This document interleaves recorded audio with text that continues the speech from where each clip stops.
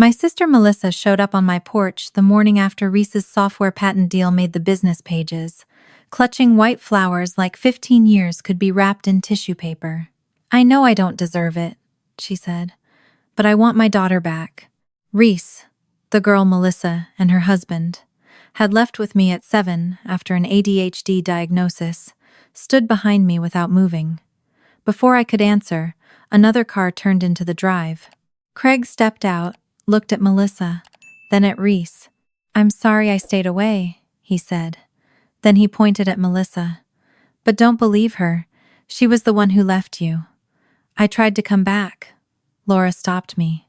Reese turned toward me, and for the first time, she looked at me like I might be part of the mystery. "If you've ever loved a child who needed someone to stay, stay with me." 15 years earlier, I still thought the worst thing that could happen to a 7-year-old was getting in trouble at school. That was how Melissa framed the phone call.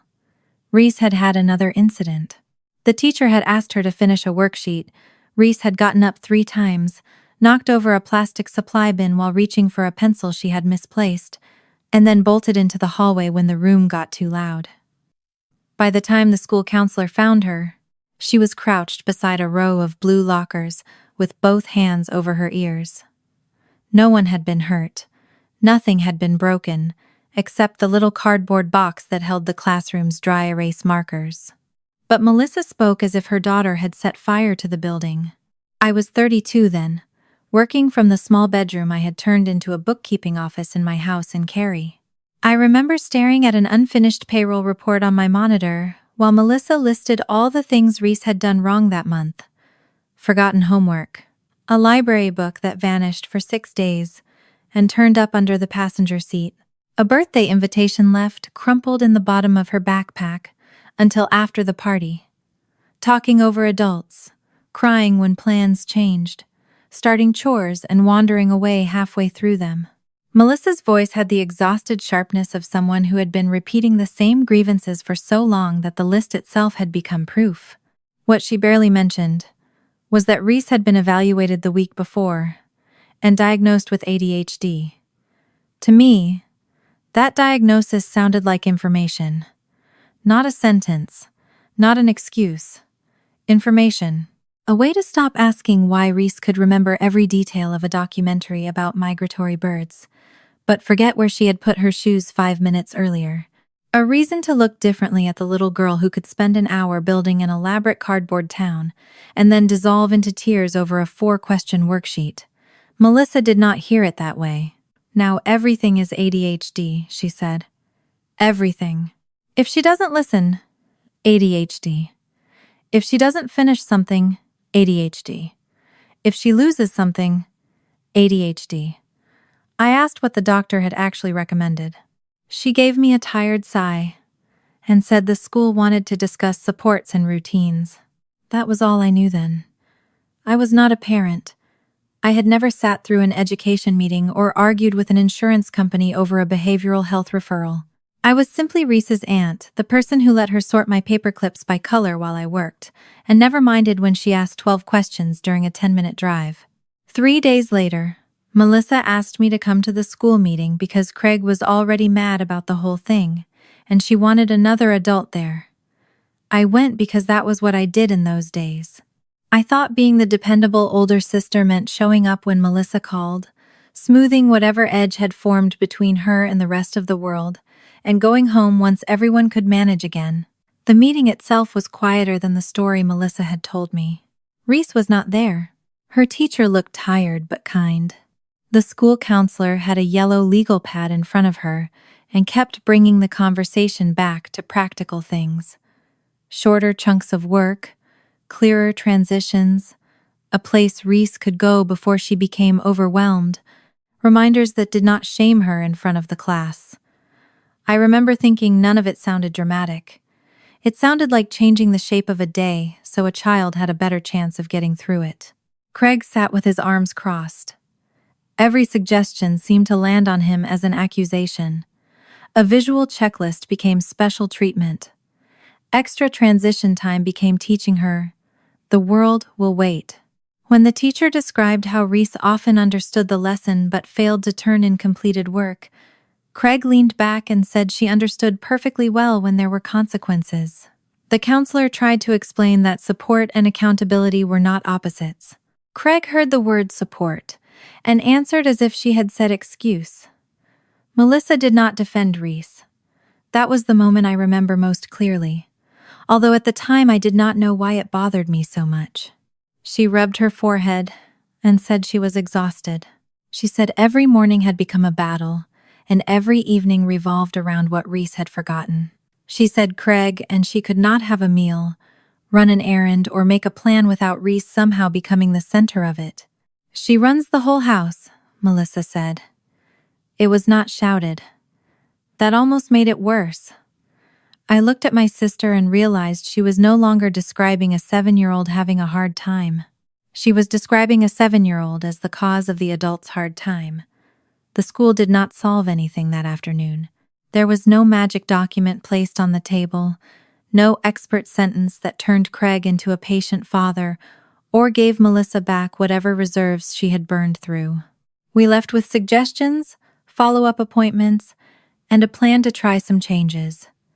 In the parking lot, Craig told me the school was teaching Reese that rules did not apply to her. Melissa stood beside him with her purse pressed against her hip and stared at the pavement. I asked her later, when Craig was out of earshot, whether she believed that too. She said she did not know what she believed anymore. For the next week, I heard from Melissa almost every day. At first, the calls were about logistics. Reese refused to get dressed for school one morning because the seam in her sock felt wrong. She forgot a permission slip. She cried because Craig threw away a half-finished cardboard project after warning her twice to clear the dining table. Then the calls changed. Melissa stopped asking what I thought and started telling me how impossible everything was. One night she called after 9. I could hear a television somewhere behind her and the dull thud of cabinet doors. "Can you take her for a couple of weeks?" she asked. I thought I had misunderstood. Melissa said they needed a reset. Craig needed quiet. She needed sleep. Reese needed to get out of the tension. She made it sound almost therapeutic, like the kind of temporary arrangement families made when everyone loved one another, but had reached the end of a bad month. I asked what Reese thought. "She likes being with you." That was not an answer, but I let it pass. I should tell you something about who I was then. I believed temporary meant temporary because adults had said it. I believed parents could be overwhelmed and still remain parents. I believed my job was to help my sister through a hard patch, not to examine what kind of mother she was becoming. So I moved a stack of tax folders out of my guest room, washed the spare sheets, and told Melissa I could make 2 weeks' work. They brought Reese over on a Sunday afternoon. Craig drove. Melissa sat in the passenger seat. Reese was in the back with one duffel bag, her school backpack, and a plastic grocery sack full of notebooks and tangled charging cords. I had expected a sleepy little girl dressed for an overnight stay. What got out of the car looked more like a child who had been packed in a hurry. Her hair had been brushed, but not well. One sneaker was tied tighter than the other. She held the grocery sack with both hands because the bottom was stretching under the weight. I went down the walkway to help her. Melissa came around the car and started explaining what was in the duffel. Pajamas, clothes for school, her toothbrush. The medication information from the pediatrician was in a side pocket, though at that point they were still deciding what treatment would look like. She spoke quickly, checking items off with her fingers, as if Reese were luggage that might be returned for missing pieces. Craig opened the trunk, found nothing else, and slammed it shut harder than he needed to. Reese asked him if he had packed the folder with her bird drawings. He said no. Her face changed immediately, not into a tantrum, into panic. She said she needed the folder because she was not finished labeling the wing shapes. Craig told her she could survive without it for 2 weeks. Melissa told him not to start. That was all it took. Craig said the entire problem was that everyone kept rearranging life around Reese. Melissa told him they were already at my house, and could argue later. Reese stood between them, holding the grocery sack, watching their voices rise, as if she had caused the weather. I stepped closer and reached for the bag. Craig saw me do it and gave a short, humorless laugh. "Go ahead," he said. "Make everything easier for her. That's what everybody wants." I told him helping a 7-year-old carry a bag was not a philosophy of child development. He looked at me, then at Reese. "If people keep using that diagnosis to excuse everything, she'll never amount to anything." There are sentences adults throw out because they are angry and assume children will forget them. Children do not always forget. Reese's hands stopped moving on the plastic handles. Her eyes dropped to the driveway. Melissa did not tell Craig to take it back. She only said his name in that tired, warning voice people use when they want a scene to end, not when they want a wound repaired. I remember wanting to say something devastating to him. Instead, I took the grocery bag from Reese before the bottom tore open. "Come inside," I said. She followed me. For the first hour, I treated the visit like exactly what I had been told it was.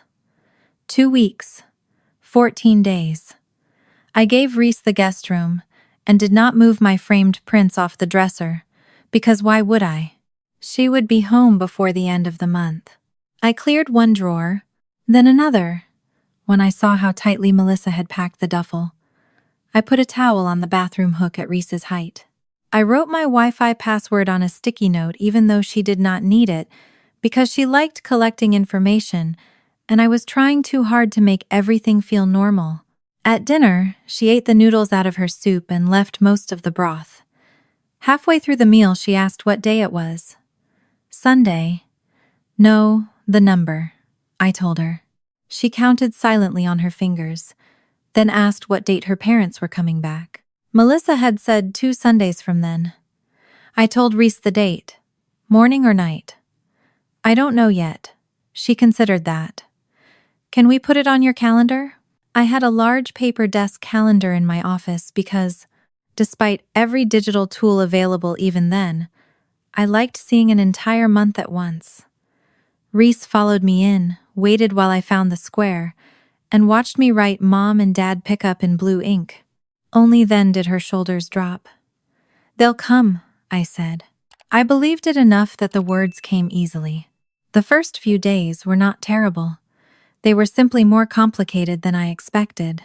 Reese could get dressed in 6 minutes if she knew exactly what came next, but lose 20 minutes because she went looking for a pencil and found a feather on the windowsill.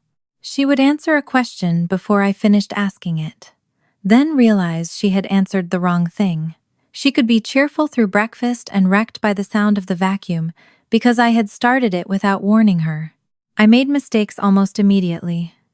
On Tuesday, I told her to clean the guest room while I finished a client call. When I checked 20 minutes later, the bed was stripped. Every book had been taken off the shelf, and Reese was sitting on the floor sorting loose buttons she had found in a sewing tin. I was irritated. I told her I had asked for one simple thing. The words hit her like a door slamming.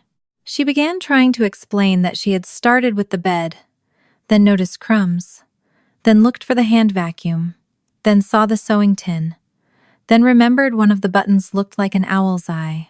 The faster she explained, the less sense it made, and the more ashamed she became. My first instinct was to say, "Then stop explaining and finish." Instead, I remembered the school counselor talking about breaking work into smaller steps. I was not graceful about it.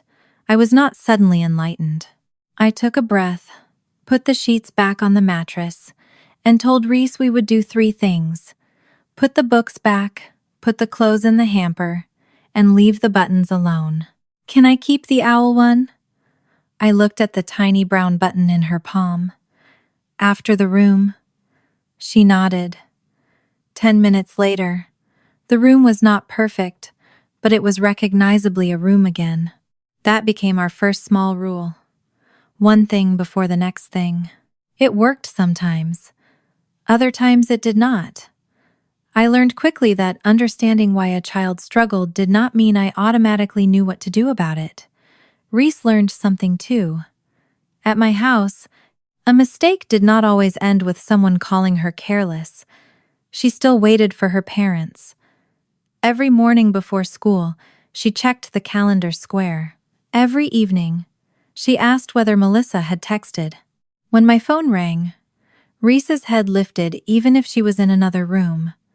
If a car slowed near the house, she went to the front window. Melissa communicated during the first week. Short messages. How's she doing? Did she sleep?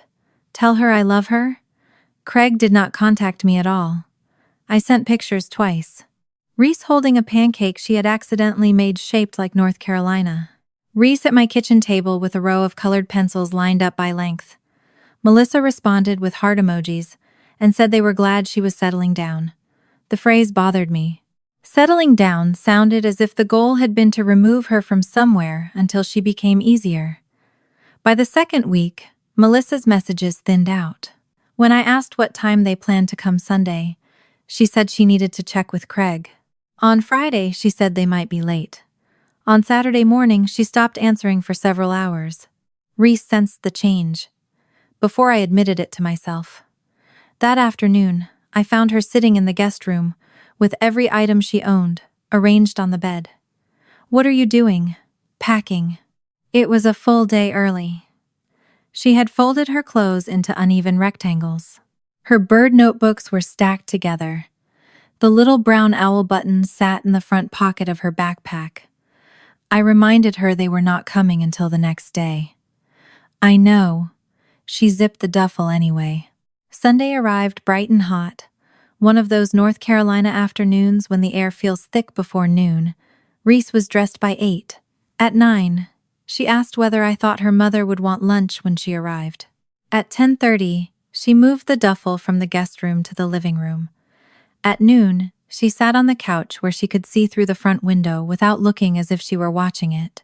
I kept finding things to do near her.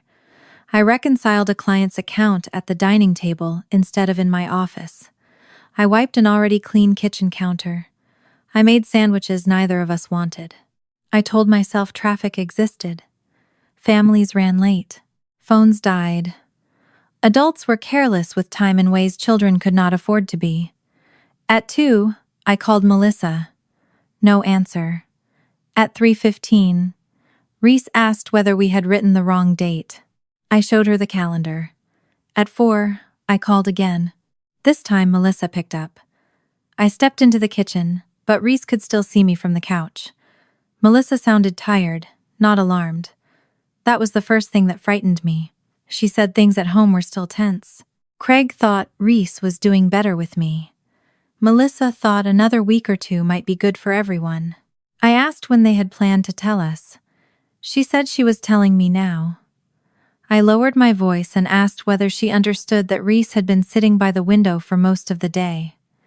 There was a pause. Then Melissa said, "Just a little longer, Laura." I asked to speak to Craig. She said he was out. I called him anyway when we hung up. He did not answer. For several seconds, I stood in my kitchen holding the phone, while the refrigerator hummed behind me and the blue square on my paper calendar seemed to glow from the other room. Mom and Dad pick up. My handwriting. My promise. When I walked back into the living room, Reese did not ask whether they were late.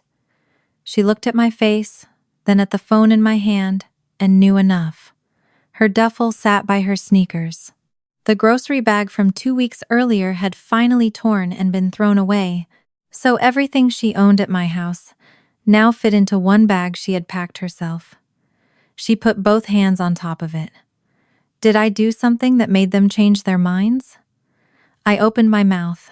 For the first time since she had come through my door, I had no answer. I could make safe enough for a 7-year-old.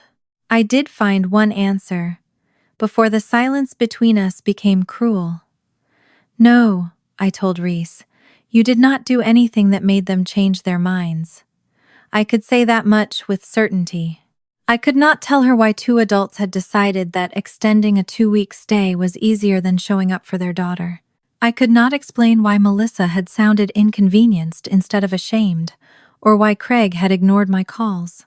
So I sat beside Reese on the couch, and kept my answer inside the narrow boundary of what I actually knew. None of this was because she had forgotten homework, cried too loudly, needed reminders, or been diagnosed with ADHD. She listened without looking at me. Her hands stayed on the duffel. After a while, she asked whether she should unpack again. That question hurt more than the first one.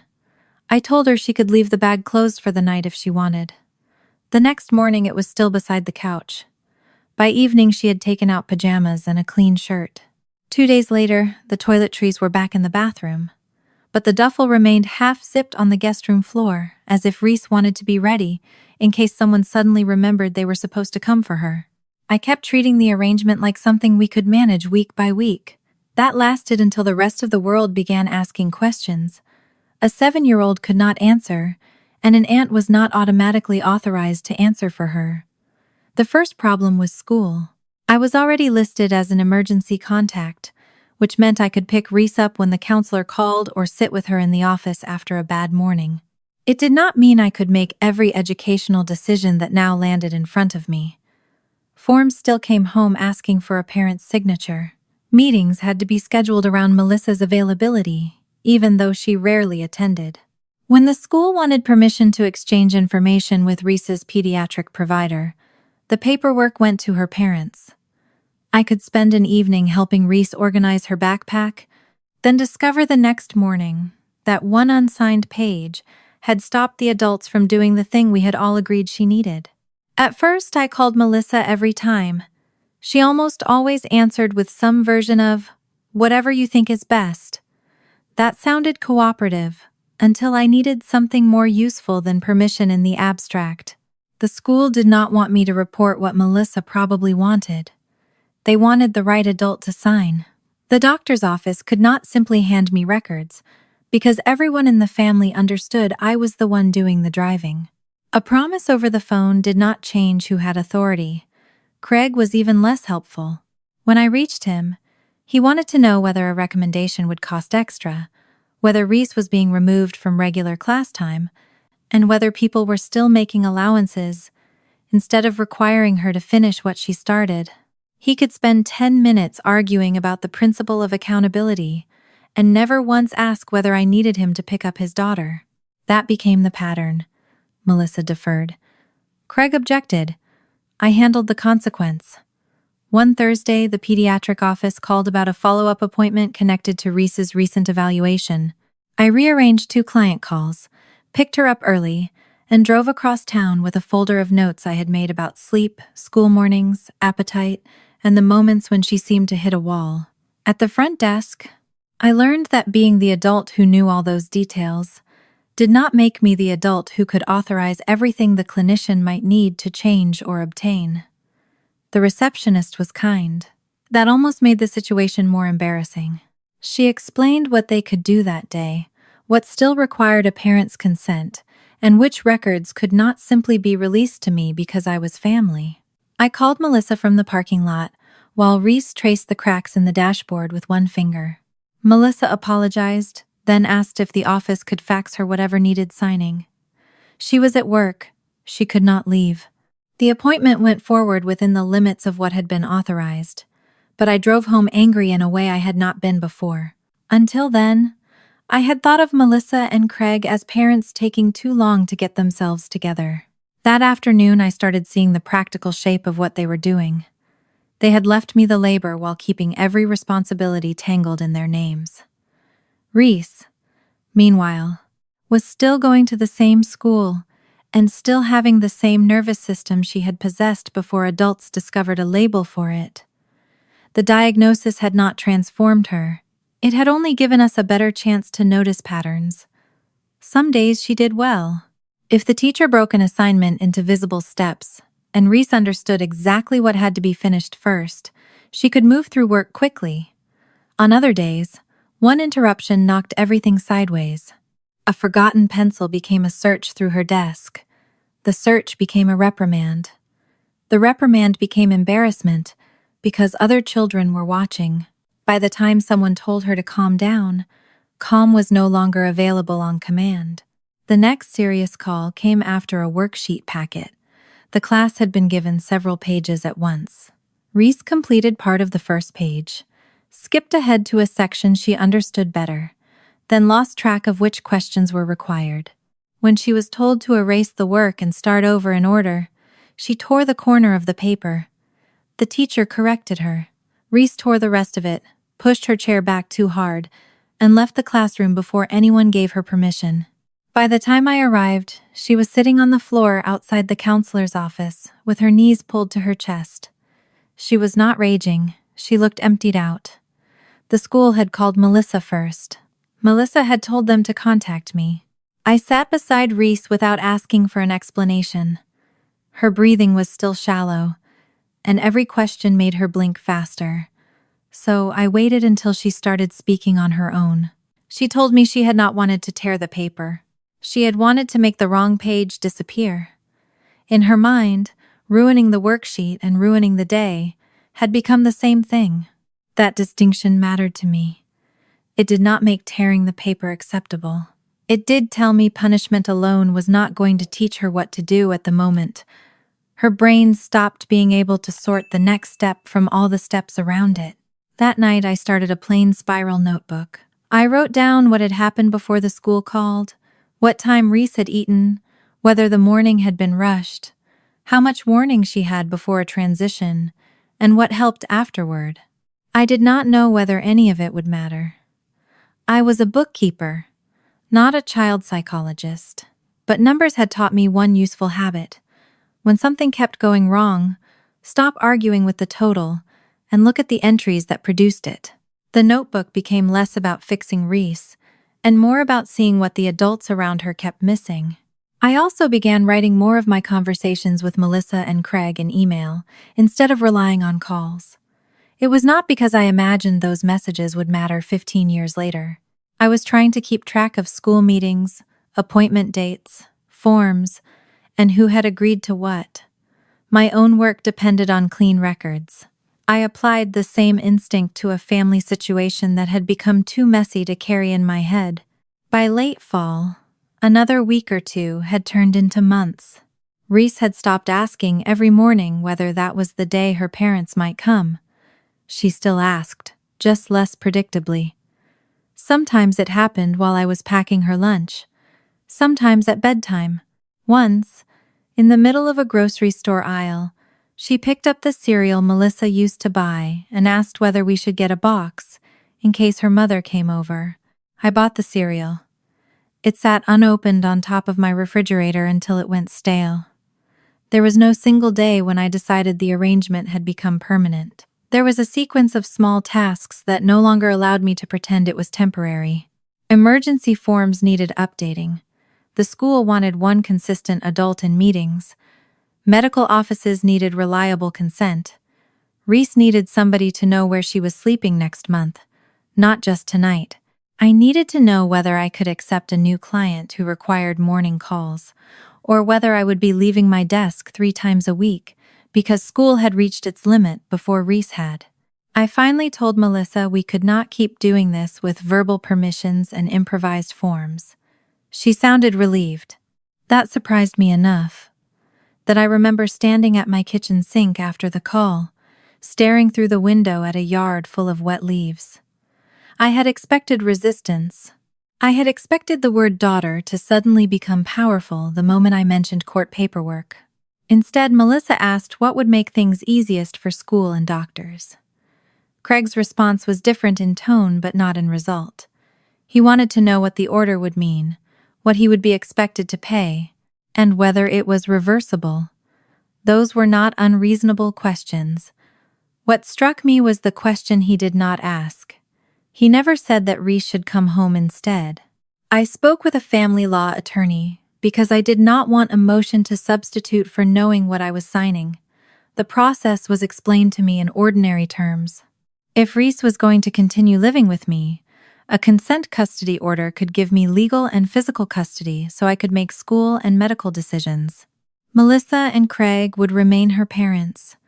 Their parental rights would not disappear. Contact could be arranged in advance, and either one of them could later ask the court to modify custody or establish visitation if circumstances changed.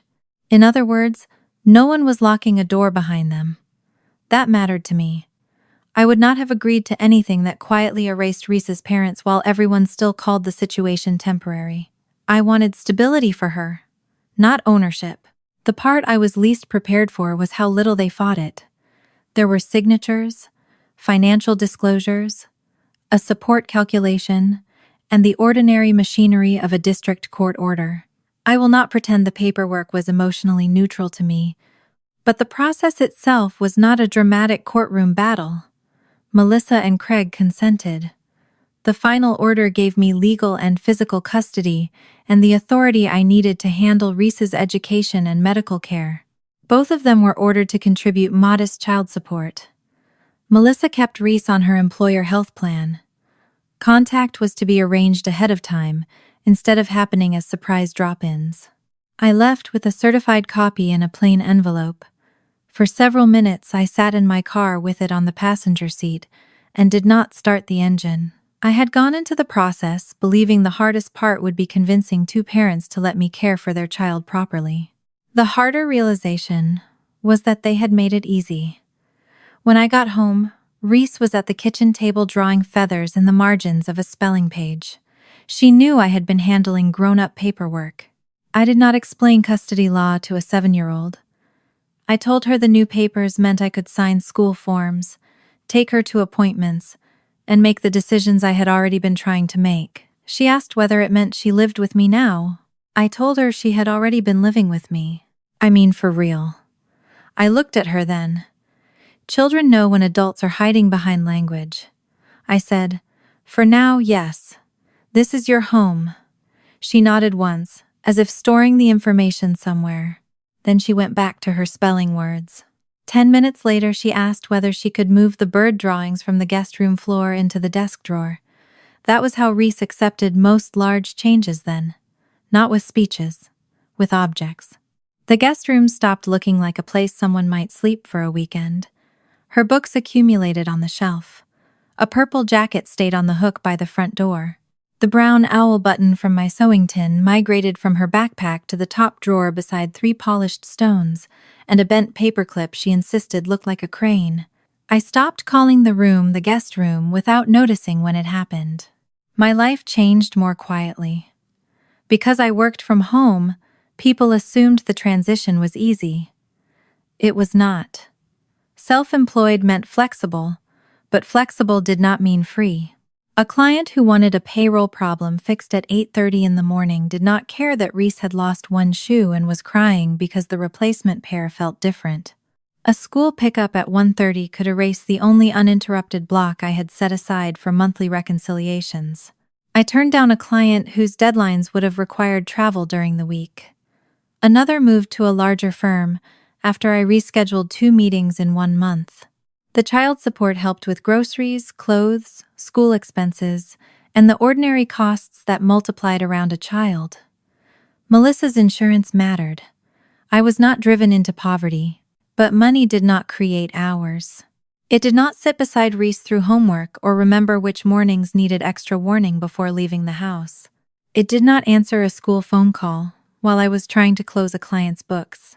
There were evenings when I resented the shape my days had taken. I learned not to confuse that resentment with resenting Reese. That distinction was one Melissa had stopped making. By winter, I had more authority and more information, but the school itself remained difficult for Reese. I attended meetings now without needing someone to fax permission from another office. We tried seating changes, visual reminders, shorter chunks, movement breaks, and clearer transitions. Some helped. Some worked for a week and then stopped working because a different problem appeared. Reese could have a wonderful Monday and a disastrous Tuesday without either day canceling the other. I began making a simple checklist for mornings on an index card near the door. Backpack, lunch, shoes, folder. Reese liked crossing things off. She also sometimes crossed off shoes while standing barefoot in the kitchen because she intended to put them on next. I learned to ask whether something was done, not whether the box had been checked. We were both learning. What I did not realize was that stability creates its own kind of danger when somebody unreliable wants to step back into it on impulse. The first time Craig called me directly after the custody order, I was in my office finishing quarterly reports. His name on the screen surprised me enough that I almost let it go to voicemail. He said he was nearby for work and wanted to stop by to see Reese. Not Saturday, not next week. Then, I looked at the clock. It was a little after 5. Reese was in the kitchen doing spelling corrections and would have heard a car in the driveway before I had even decided what to tell her. I reminded Craig that visits were supposed to be arranged in advance. He said, "I'm her father. I shouldn't need an appointment." That was the first sentence in the call that made my voice go cold. I told him the order had not taken away his right to ask for time with Reese. It had put a boundary around surprise.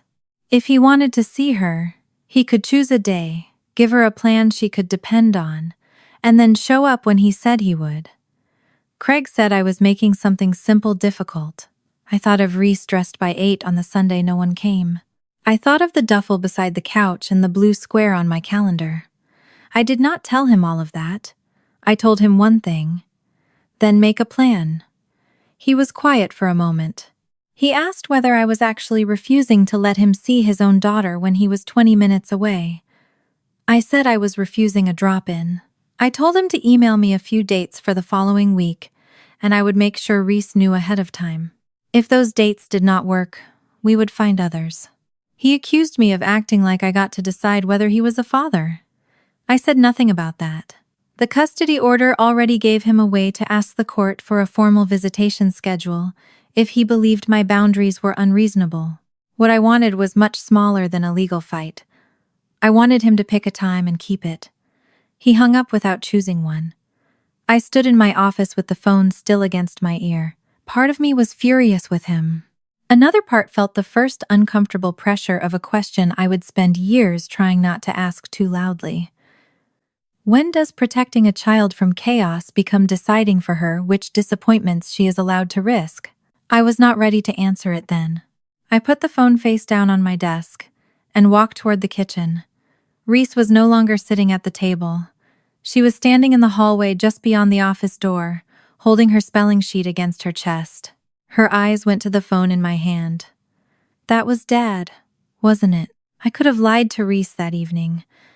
I could have told her I had been talking to a client or the school or anybody whose name would not make her whole body go still. Instead, I said yes. Her fingers tightened around the spelling sheet. She asked if Craig was coming over. I told her he had wanted to stop by without warning and that I had asked him to make a plan instead. I kept the rest of the call to myself, the irritation in his voice, the accusation that I was deciding whether he got to be a father because none of that belonged in a 7-year-old's lap. Reese absorbed the part I gave her and immediately turned it into a future date. So, when is he coming? I told her I did not know yet. If he sent me some days, we would choose one together. For the next week, she asked whether he had emailed every time I opened my laptop. He did not. That was the first time I learned that an unreliable parent could create almost as much anticipation with an unfinished attempt as with a broken promise. Craig had not actually scheduled anything, yet Reese began listening for him again. The hope did not need much food. A phone call was enough. I did what I could to keep our days moving.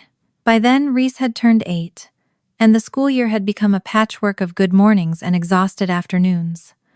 We had more legal authority, more meetings, and more willingness from individual teachers to try different supports. What we did not have was a school environment that consistently fit the way Reese learned. She was spending so much energy trying to hold herself together through transitions, noise, unfinished work, and embarrassment that there was very little left by the time she got home. The idea of homeschooling frightened me before it relieved me. I did not imagine myself as a teacher. I knew payroll deadlines, bank reconciliations, quarterly reports, and how to find a 3-cent error in pages of numbers. I did not know how to teach long division to a child who could forget the second step while explaining the first one perfectly.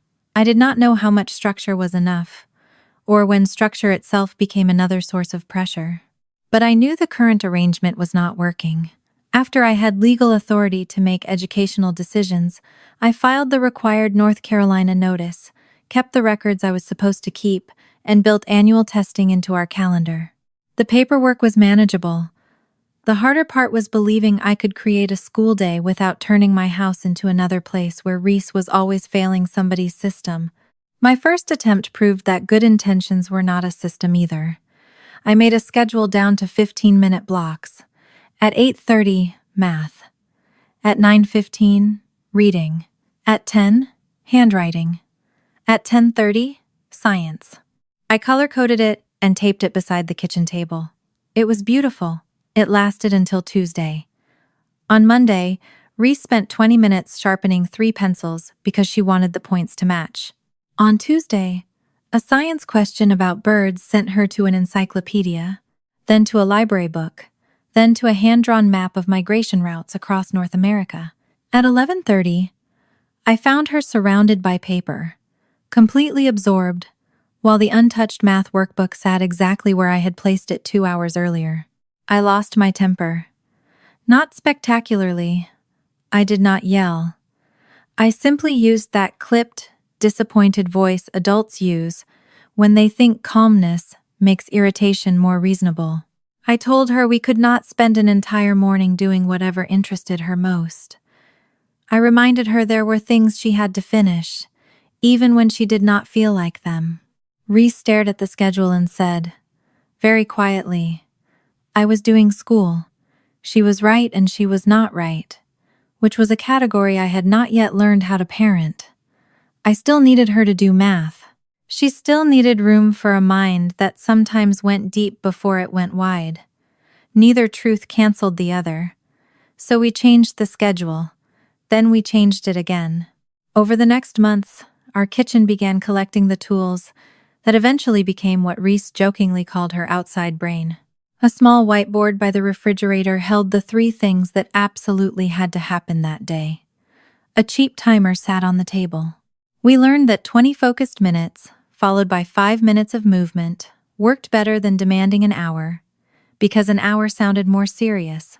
We learned that clean your room was too large, while put the clothes in the hamper was something Reese could start without first inventing 12 other jobs. We also learned that no system worked forever.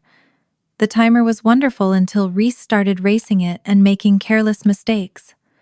The checklist helped until she began checking boxes before she actually completed the tasks. A reward chart lasted 11 days before both of us hated it. One winter morning, I found 3 different handwritten schedules taped over one another on the refrigerator like archaeological layers from failed civilizations. Reese stood beside me, studying them. Which one are we doing? I looked at the mess and started laughing. She laughed too, and for once the thing that had gone wrong did not feel like evidence that either of us was failing. We tore all 3 schedules down and started the morning with toast. Those were the years when the house changed its meaning, without either of us announcing it. The dining table became school in the morning, and dinner again by evening. My office door stayed open more often. Reese learned that client calls meant she could interrupt only for blood, smoke, or a question she would definitely forget unless she wrote it down. I learned that telling her not to interrupt without giving her somewhere to put the thought was the fastest way to make the thought louder. She began leaving sticky notes outside my office. Can ducks get lost? Where is the good tape? Remind me to show you the computer thing. The computer thing turned out to matter more than I understood at the time. Reese had always liked patterns. At first that meant birds, road signs, license plates, and the order in which grocery store aisles were arranged. Later it moved onto the old laptop I let her use for school. She found beginner coding exercises online and treated them the way she had once treated the bird encyclopedia, not as an assignment, but as a puzzle that kept opening another puzzle. I did not suddenly see a future software inventor sitting at my kitchen table. Mostly I saw a child who forgot to save her work and had to rebuild the same little program twice. One afternoon when she was 10, I was complaining to myself about a practice spreadsheet I used to test formulas before applying them to client files. I had entered a set of fake invoice numbers twice and was trying to see why my duplicate check was not catching one of them. Reese was supposed to be reading on the couch. Instead, she had drifted over behind my chair. She pointed at the screen and asked why one number had a space at the end. I had not seen it. That hidden space was why the entries did not match. I fixed it, then showed her what had happened. Reese wanted to know why the computer cared about an invisible space. That question became 20 minutes of talking about exact instructions, data, and why machines could be both stupid and useful at the same time. The next day, she asked if she could make a small practice sheet that cleaned up messy entries. It did not work. Then it worked on 5 rows and failed on the 6th. Then she broke it while trying to make it better. A week later, she had something crude that turned a few kinds of messy text into consistent entries. It was not revolutionary. It was not even something I needed professionally. What stayed with me was the way Reese reacted when it failed. She did not collapse. She frowned, stared at the mistake, and tried to find the rules she had misunderstood. For a child who had spent years hearing that unfinished work meant she was careless, discovering a place where failure simply meant there was another thing to test changed the temperature of the room. I was careful not to turn it into a prophecy. I did not tell her she was gifted enough to prove her parents wrong. I did not make every interest into a destiny. I bought her a used keyboard when the old one began missing letters, found library books she actually wanted to read, and gave her the one thing I wished every child could receive without having to earn it first: permission to be bad at something while learning it. Her parents remained at the edges of those years. Melissa remembered birthdays more reliably than ordinary Tuesdays. Packages arrived with clothes that were sometimes the wrong size and cards that said, "Love, Mom," in handwriting Reese, studied longer than the message itself. There were stretches when Melissa called every couple of weeks, and stretches when months passed with only a short check-in. She could sound sincerely emotional on the phone and still fail to turn emotion into a dependable plan. Once, when Reese was 9, Melissa said she wanted to take her out for lunch on a Saturday. Reese spent Friday evening deciding what to wear. She laid 2 shirts across the bed and asked whether the blue one made her look older. On Saturday morning, she was ready almost an hour early. At 10:30, Melissa called to say something had come up. She did not disappear. She apologized. She said she would make it up to Reese. She sounded genuinely sorry. That almost made it harder. Reese said she understood, and then spent the rest of the day picking at the skin beside her thumbnail until it bled. After that, I changed how I handled tentative plans. If Melissa said she might come by, but could not give me a time, I did not tell Reese yet. If Craig mentioned that work might bring him close to Carrie sometime the next week, I waited until there was an actual day and hour before putting anything on our calendar. At the time, it felt merciful. I told myself I was not keeping her parents away. I was requiring their intentions to survive long enough to become plans before I handed those plans to a child who would build her whole day around them. Sometimes that meant Reese never knew a possible visit had been discussed at all. I did not think of that as secrecy then. I thought of it as refusing to sell her a ticket for a train that had not arrived at the station.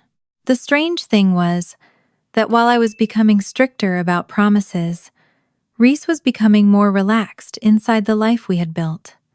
She still needed reminders. She still misplaced things. There were mornings when the whiteboard might as well have been written in invisible ink. There were also afternoons when she finished work early and spent 2 hours testing a tiny program because she wanted to know why changing one input produced an unexpected result. Our house became predictable, without becoming quiet. There were timers, printer jams, shoes in impossible places, grocery lists covered in doodles, and client invoices stacked beside science books. Reese learned to make grilled cheese without burning one side black. I learned that if she said she needed 5 minutes before changing tasks, giving her 5 actual minutes saved both of us 20 minutes of conflict. By the time she was 12, she no longer asked whether she lived with me for real. She simply lived with me. Then Melissa called one evening and told me she and Craig were separating. Not a weekend apart. Not another bad stretch. She had rented a place of her own and was moving out of the house they had shared. I sat at my desk after the call, staring at an old email from years earlier in which Melissa had once said that Craig would never agree to bringing Reese back while the school was making everything about the diagnosis.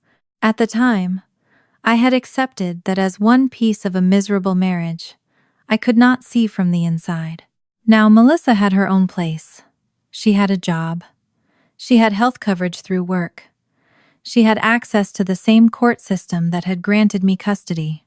Nothing about separation automatically made reclaiming a child simple, and I knew better than to pretend fear, money, or family conflict vanished because two adults stopped sharing an address. But one obstacle Melissa had named for years was suddenly no longer standing in her kitchen. I waited for her to say what came next for Reese. She did not. Instead, in the weeks after the move, Melissa became more emotional on the phone. She said she missed her daughter. She said the marriage had been harder than I understood. She said maybe once she was fully settled, she and Reese could spend more time together. I asked what that meant in practical terms. Did she want a regular Saturday? Did she want to attend appointments? Did she want to talk with Reese about a gradual change in where she spent time? If she was thinking about custody, she could speak with a lawyer and petition to modify the order. Melissa always seemed to arrive at the edge of a plan and stop there. She said she needed time. Craig, living separately now too, made his own brief attempt. He called twice in 1 month and said he wanted to do better. I did not argue with the phrase. I told him what better would look like from where I stood. Choose consistent times. Show up. Learn what support Reese was using now, instead of calling it an excuse. And if he wanted formal visitation or a custody change, use the legal route available to him. For a few weeks, he emailed more often. Then work travel became busy. A proposed visit moved once and then disappeared. He stopped asking about the routines he had said he wanted to understand. Neither of them was physically trapped in the old house anymore. Neither of them filed anything with the court. I did not say that to Reese. Not then. She already knew enough to form the question herself. A few months after Melissa moved out, Reese was doing math at the kitchen table when she asked whether divorce meant people stopped being married immediately. I explained, as simply as I could, that in North Carolina her parents had to live separately for more than a year before an absolute divorce could be finalized. Reese nodded as if she were asking about whether. Then she looked down at her worksheet and said, "If they're not together anymore, does Mom get me back now?" I had spent years preparing myself for questions about school, ADHD, custody papers, canceled visits, and why her father did not call more often. That one still caught me unprepared. I told her the separation did not automatically change where she lived. If Melissa wanted the court to change custody, there was a process. More important, I said, any change that big would need to be about what was stable and good for Reese, not simply what one adult suddenly wanted. She listened, then asked the only part she really cared about. Has she asked? I could not soften the answer without lying. Not yet. Reese looked at the math page for a long time. Then she erased an answer so hard the paper wrinkled. That night I found the old duffel bag in the back of her closet. For years it had been easy to find. First beside the bed, then under it, then on a shelf where Reese could reach it. She used to keep it almost ready, as if a call from Melissa or Craig might require her to leave by morning. Now it was behind a stack of board games and a winter blanket. The zipper was open. One side had collapsed inward. There were no folded clothes inside. More than a year later, when Melissa and Craig's divorce became final, neither of them had petitioned to take over Reese's day-to-day care. There had been calls, apologies, intentions, and moments that sounded almost like beginnings. There had not been a sustained plan. Reese was 13 by then. The whiteboard on our refrigerator had been replaced twice. Her schoolwork was harder. Her computer projects were messier. She had grown tall enough to reach the top kitchen cabinet without standing on her toes. One Sunday morning, while she was making toast. I opened the hall closet looking for a reusable grocery bag and found that old duffel pushed onto the top shelf with things we rarely used. I stood there for a second, staring at it. Reese had not packed it in months. She had stopped waiting before I had noticed she was done. The first thing Reese did after she stopped waiting for her parents was not become fearless. She became busy. By 14, the whiteboard on our refrigerator had more arrows than boxes, because Reese had figured out that a day rarely moved in a straight line. Schoolwork sat beside computer projects, grocery reminders, and little notes to herself that made sense only to her. Charge laptop. Email Ellen. Move laundry before it smells weird. Finish the boring part first. That last one came from Ellen Price. Reese met Ellen at a community technology program in the Triangle not long after her 13th birthday. The program was held in a converted classroom where half the chairs did not match, and the shelves were crowded with old circuit boards, donated monitors, plastic bins of cables, and equipment that looked expensive enough to make me nervous.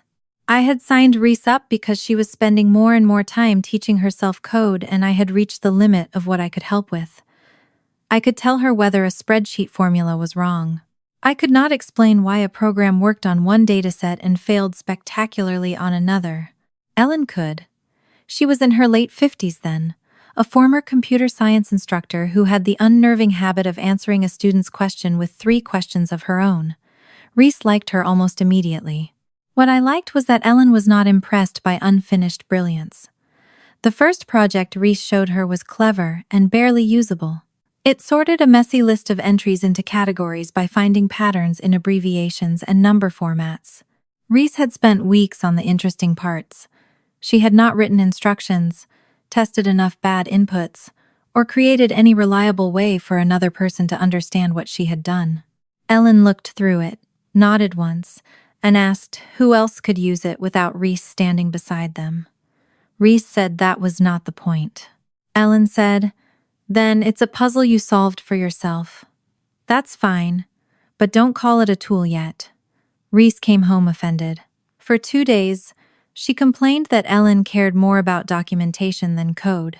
On the 3rd day, she opened the project again and started writing instructions. That became one of the most important shifts in her life. At home, I had helped Reese build enough structure to begin things without drowning in them. Ellen began teaching her how to finish things that had stopped being interesting. Those were not the same skill. Reese could still disappear into a problem for 4 hours and forget lunch. She could also spend 40 minutes avoiding a 10-minute task, because the task involved writing a summary she found boring. Ellen did not shame her for either behavior. She simply refused to confuse talent with reliability. I watched Reese struggle with that distinction through most of high school. At 15, she entered a small regional technology challenge through the program. She had an idea for a scheduling tool that matched volunteers to shifts based on availability and last-minute changes. The logic was good. The interface was ugly. 2 days before the deadline, Reese decided the matching system needed to be rebuilt from scratch because she had found a more elegant approach. I asked whether the existing version worked. She said mostly. I asked whether the new version could be finished in 48 hours. She said probably. I had learned by then that probably was one of the most dangerous words in our house. I did not stop her. Part of growing up was letting consequences teach what I could not. Reese rewrote the core of the project, broke something she could not repair quickly, and missed the submission deadline by 23 minutes. She was devastated. Not because she lost. She had not even gotten far enough to lose. The rejection email was automatic and impersonal. Submissions received after the deadline could not be considered. That was it. No cruel teacher. No parent calling her careless. No one telling her ADHD meant she would never amount to anything. Just a clock and a consequence. For years I had been tempted to rescue Reese whenever I could see disaster coming. I knew how hard she worked. I knew why deadlines could become slippery when a project expanded in her head. That afternoon I could have written an angry email about technical delays or asked Ellen to intervene. I did neither. I sat with Reese at the kitchen table while she cried. Then let the missed deadline remain missed. The next morning, Ellen had her print the project timeline and mark every place where she had made a decision that increased risk. Reese came home with 3 pages covered in circles. The lesson was not that she needed to become someone else's version of organized. The lesson was that a brilliant idea finished tomorrow could be worth less than a good idea delivered today. After that, Reese began building buffers into her own plans. She still hated them. She called them time for future me to be ridiculous. But she used them. By 16, I no longer wrote most of her checklists. She did. That mattered more to me than any test score. Her education changed with her. Homeschooling had given us room to stabilize the years that traditional school had made exhausting, but I never wanted my house to become a smaller world simply because it was safer. As Reese grew older, we added outside classes, then advanced coursework. Through a local community college setting, where she could handle fewer courses at a time and take on real deadlines that did not bend around our kitchen calendar. The transition was uneven. One semester, she earned the highest grade in a programming course and nearly failed an unrelated class because she forgot to submit 2 completed assignments sitting on her laptop. Another time she prepared for the wrong exam date because she had copied a schedule before it was updated. There were setbacks that no amount of intelligence prevented. The difference was that failure no longer sent her searching for proof that she was defective. She learned to ask a different question. What system failed here? Sometimes the answer was external. Sometimes it was her own. Sometimes there was no system in the world that could make a bad week easy. She kept going anyway. Melissa and Craig remained inconsistent enough that, by then, Reese mostly handled contact herself. That change came quietly, too. On Reese's 16th birthday, Melissa sent a long email. She wrote that she was proud of the young woman Reese was becoming, and that she regretted how complicated things had been when Reese was younger. She said she hoped they could start fresh. Reese read it at the kitchen counter while I was putting candles on a grocery store cake. I watched her eyes move down the page. Years earlier, a message from Melissa could change the temperature of our entire house. Reese would reread it, ask what every sentence meant, wonder whether it led to a visit, a weekend, a return. This time she closed the laptop. "Are you going to answer?" I asked. She shrugged. "Maybe tomorrow." She ate cake first. The next day, she sent 3 sentences. She thanked Melissa for remembering her birthday, said she was doing well, and wished her the same. I did not suggest more. Craig's contacts were similar brief stretches of interest, followed by months of quiet. When Reese was 17, he called after hearing from someone in the family that she was doing advanced computer work. He said he was glad she had found something she was good at. Reese thanked him. When he tried to turn the conversation toward how people had misunderstood his choices years before, Reese told him she had an assignment due and ended the call. For the first time, I was not the person choosing distance for her. That was a relief and a loss at the same time. For years, almost every danger in Reese's life had passed through me first. I had checked plans, filtered calls, signed forms, arranged appointments, and built enough predictability around her that chaos had somewhere to stop. By 17, she no longer needed me to stand at every gate. She still needed me, just differently. After she turned 18, Reese moved into a small apartment less than 20 minutes from my house. The first night, I carried in a box of dishes and discovered she had already taped a whiteboard beside her front door. It had 3 lines on it: keys, wallet, do not leave coffee pot on. I laughed so hard I had to put the box down. "It's a serious system," she said. "It is a system designed around one specific fire hazard. That's what makes it serious."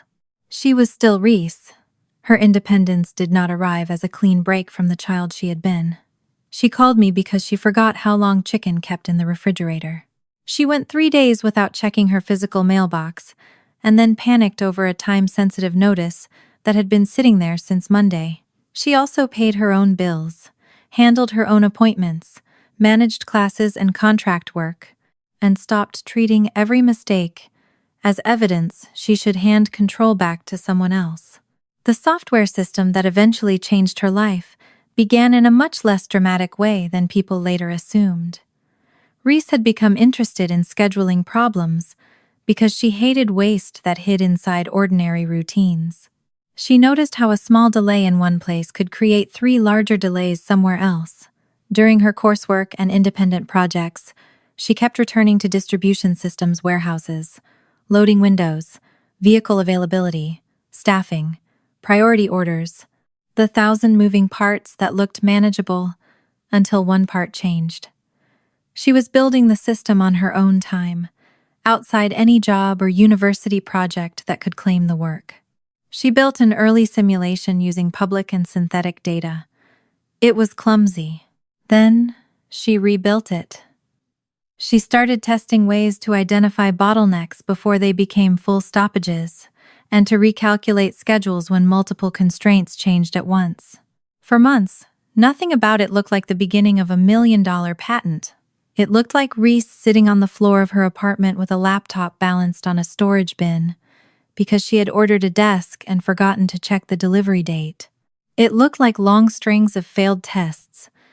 It looked like her calling Ellen to ask why an optimization that looked beautiful in one scenario became useless when the inputs were messy. It looked like her calling me at 10 at night because she had been staring at a problem for 6 hours and needed someone to ask whether she had eaten dinner. Ellen kept doing what she had always done. She challenged Reese to document what was actually new, separate interesting behavior from an inventive concept, and keep records clean enough that someone other than Reese could follow the development. Ellen never wrote the core invention for her. She never claimed to. By then, Reese had enough confidence to value help without turning help into ownership of her mind. When Reese was 19, she filed a provisional patent application after working with a patent attorney to make sure she understood what she was protecting. She paid the costs out of savings from contract work and money she had set aside instead of upgrading her car. I offered to help. She let me cover one attorney invoice as a birthday loan and paid me back within months, which was exactly the kind of stubborn adulthood I should have expected from her. The provisional filing did not make her famous. It made her more nervous. A year later, she filed the non-provisional application. Then came the least cinematic part of invention. Waiting, responding, refining language through counsel, continuing to test the system, and doing ordinary work while a government process moved at government speed. There were no champagne bottles in those years. There were rejection notices from prospective business contacts who did not understand why they should trust someone so young. There were demos where people praised the idea and never called again. There were months when Reese wondered whether she had spent too much time protecting something nobody would ever buy. Once, after a particularly discouraging week, she came to my house on Sunday morning and sat at the same kitchen table where she had once waited for her parents. She stared at her coffee and said, "What if this is one of those things I only think matters because I've been looking at it too long?" 15 years earlier, I might have rushed to reassure her. By then, I knew better than to replace uncertainty with praise, just because praise felt kinder. I asked what her tests showed. She told me. I asked what people who understood the problem had said. She told me that too. Then I said, "So keep finding out." She did. In the spring of 2026, the patent was granted. Reese sent me a screenshot before she called. For several seconds, I did not understand what I was looking at. I saw her name, the patent number, the title of the system, and the formal language around it. Then my phone rang. I answered already crying. Reese laughed at me. That was the part I remember most clearly. Not the legal language, not the number.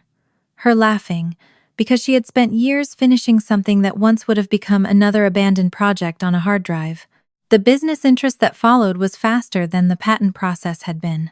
A Fortune 500 company that operated large distribution networks had already been evaluating the system under controlled discussions while the application was pending. Once the patent issued and due diligence was complete, Negotiations turned serious. Reese hired the professionals she needed. I was not one of them. My job was to listen when she needed to think out loud, remind her that a large number did not require an immediate answer, and make food when she came over, too wired to remember dinner.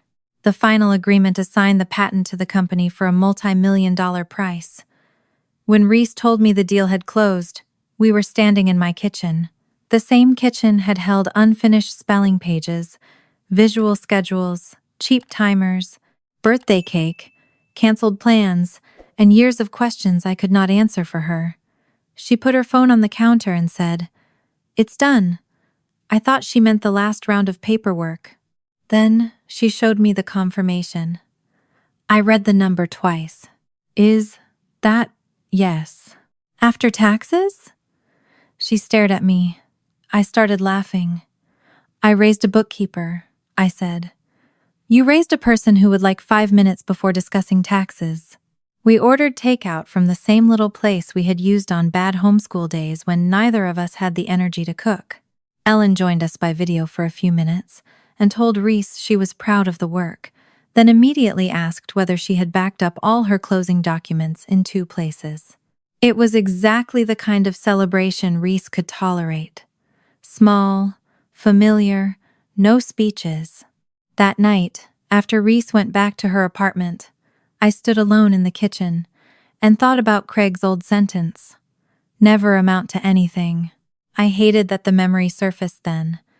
I did not want Reese's success to become a courtroom argument against people who had misjudged her. If she had grown up to work an ordinary job, struggle with deadlines, and never patent a single thing, they would still have been wrong to abandon her. A child does not earn the right to be kept by becoming impressive later. Still, there was something almost unbearable about knowing the sentence had survived in her memory, while the man who said it had missed every year required to prove himself wrong. The company announcement went public the next afternoon. A few business sites picked it up. Reese's name, age, and the size of the acquisition spread farther than either of us expected. My phone began filling with messages from people I had not heard from in years. Reese's did too. At first we laughed about the absurdity of it. A former neighbor sent congratulations. Someone from an old homeschool group wrote that she remembered Reese taking apart a broken keyboard at a picnic table. A distant cousin who had not sent a birthday card in a decade suddenly wanted to know whether Reese remembered him. Then I saw Melissa's name. She had sent me one message. "Can I come by tomorrow morning? Please, I need to see her." I did not answer immediately. Before I could decide whether I should, Reese called. Melissa had messaged her too. For 15 years, my instinct would have been to ask Reese what she wanted and then help build a wall around the answer. She was 22 now. "It's your decision," I told her. There was a pause on the line. Then Reese said Melissa could come at 9, but only if I was there. The next morning, I opened my front door at 9:03 and found my sister holding white flowers. She looked older than the version of her that still lived in my angriest memories. There were lines around her mouth I had never noticed, and the hand around the flower stems was shaking slightly. "I know I don't deserve it," she said, "but I want my daughter back." Behind me, Reese did not move. I felt every old protective reflex rise at once. My first thought was that Melissa had no right to use the word back as if Reese were an object left in storage. My second was that Reese had asked me to be there, not to answer for her. So I said nothing. Melissa began an apology, but it did not stay simple for long. She said she had made terrible choices. She said she had been young, overwhelmed, trapped in a marriage that had become impossible. She said there were things Reese did not know. I saw Reese's expression change, not soften. Exactly, but open a fraction. Then tires sounded on the street. Another car turned into my driveway. Craig got out before I had time to understand why he was there. Melissa went pale with anger. Craig looked from her to me, then past both of us to Reese. For 1 second, no one spoke. Then he said he was sorry he had stayed away. It might have been the first clean sentence he had offered Reese in years. He ruined it almost immediately. He pointed at Melissa. But don't believe her. She was the one who left you. I tried to come back. Laura stopped me. Reese did not look at her mother. She did not look at her father. She turned toward me. The look Reese gave me on that porch was not the look of a child anymore. That should have made it easier. It did not. At 7, she had looked at me when she needed an adult to tell her what was true. At 22, she looked at me because a man she barely knew had just accused me of keeping part of the truth from her. Craig was still standing at the bottom of the porch steps. Melissa had gone rigid beside the white flowers. The late summer heat seemed to press all 4 of us into the same narrow patch of shade. Reese asked me one question. Did you stop him? My first instinct was the oldest one I had where she was concerned. Close the door, get her inside, remove the danger, sort out the facts where nobody could reach her. But she was not 7. I told her Craig had tried to show up without warning at least once, and I had refused a drop-in. I said that was not the same thing as keeping him from her forever. Craig laughed once under his breath, not because anything was funny. That's how she tells it. Melissa snapped that he had no right to stand there pretending he had been some desperate father begging at my door. Craig turned on her. She turned back. In less than 10 seconds, the apology both of them had supposedly come to make was becoming an argument about which one deserved to be hated more. Reese stopped it. She did not raise her voice. She simply stepped past me onto the porch, looked at both of them, and said she was not going to spend the morning listening to them use her driveway to relitigate their marriage. The effect was immediate. Craig shut his mouth. Melissa looked as if she had been slapped by the fact that Reese sounded like an adult. Reese told them both to leave. Melissa gripped the flower stems tighter. I came here to tell you the truth. You came here to tell me your version, Reese said. That was the first sign that money had not made her easier to manipulate. If anything, 15 years of building a life without them had made her suspicious of urgency. She had spent too long learning that a person who arrived suddenly did not get to decide the pace just because they had finally decided to arrive. Melissa tried again. She said she knew she had failed Reese. That part came out cleanly enough. Then the sentence bent. She said she had been trapped in a marriage Reese did not understand. She said Craig had fought every attempt to accommodate the ADHD diagnosis, treated support as weakness, and made life at home unbearable whenever Melissa pushed back. She said there had been times she wanted to bring Reese home, and Craig had made it clear he would not allow it. I watched Reese's face change. It was slight, a tightening around her mouth, a sharper focus in her eyes. For years, Reese had lived with a simple wound, because children usually have to simplify pain in order to survive it. Mom left. Dad left. Aunt Laura stayed. Melissa had just offered a more complicated possibility. What if one of them had wanted her? What if one of them had been weaker rather than unwilling? What if the abandonment she had spent 15 years treating as a joint decision had contained a person trying, however badly, to reverse it? I hated the hope before Reese had even admitted she felt it. Not because I wanted Melissa to be the villain forever.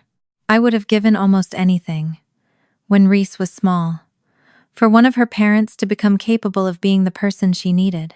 I hated the hope because I knew what hope had once done to her when it was built on incomplete plans. I also knew I could not tear it out of her hands now, merely because I was afraid she might get hurt. I told Melissa that whatever had happened inside her marriage, I had watched both her and Craig sign the custody order. I had watched both of them leave the day-to-day parenting to me. I reminded her that there were years after that, when no one prevented her from calling, visiting consistently, attending appointments, or asking the court to change the arrangement. Melissa's eyes flashed. You don't know what he was like then. That's true, I said. The words surprised all of us, including me. I did not know everything about their marriage. I knew what Melissa told me. I knew what Craig told me. I knew what I saw when they were in the same room. I knew which forms they signed, which calls they returned, which visits disappeared, and who went home with Reese at the end of each day. But I had not lived in their house before the separation. I had not stood in every argument. I did not know whether Craig had threatened, pressured, mocked, withdrawn money, or simply worn Melissa down through years of making every disagreement exhausting. If I pretended otherwise, I would be doing exactly what I accused them of doing, turning incomplete knowledge into a complete story, because the complete story felt safer. Melissa seized on my admission. "Thank you," she said, almost breathless. "That's all I'm saying. There are things you don't know, Reese." Craig took one step toward the porch. "There are things she doesn't know, because you're rewriting them." Reese lifted a hand. "No." Both parents stopped. "If I decide I want to hear more, I'll hear you separately. Not like this." Melissa looked at Craig as if separate conversations gave him an advantage. Craig looked at Melissa as if he had already started preparing a rebuttal. That was the moment I understood. The real danger was not that they wanted Reese's money. Money was there. Of course it was. The business coverage had named a number large enough to change the way strangers looked at her. Melissa's eyes had flicked once toward Reese's car in the driveway, and Craig had asked during the first minute whether the deal was really as big as the article said. I noticed both things, but neither of them had asked for $1. What they wanted that morning was something older and, in its own way, more desperate. They wanted a verdict. Melissa wanted Reese to say she had been trapped. Craig wanted Reese to say Melissa had chosen the abandonment. Each of them had arrived carrying an apology that contained an escape hatch. Reese told Melissa to take the flowers with her. Melissa looked down at them, as if she had forgotten she was holding anything. Then she placed them on the porch table anyway. "I'm not asking you to forgive me today," she said. "Just don't decide what happened before you know all of it." Reese did not answer. Craig asked if he could talk to her for 5 minutes. She said no. Not today. He nodded, but his jaw tightened. Then, before he left, he looked directly at Reese and said, "Your mother was the one who called Laura. She was the one who said she couldn't handle you. I went along with things I shouldn't have. I'm not proud of that, but I tried later, and Laura made it nearly impossible." There was enough admission inside the accusation to make it harder to dismiss.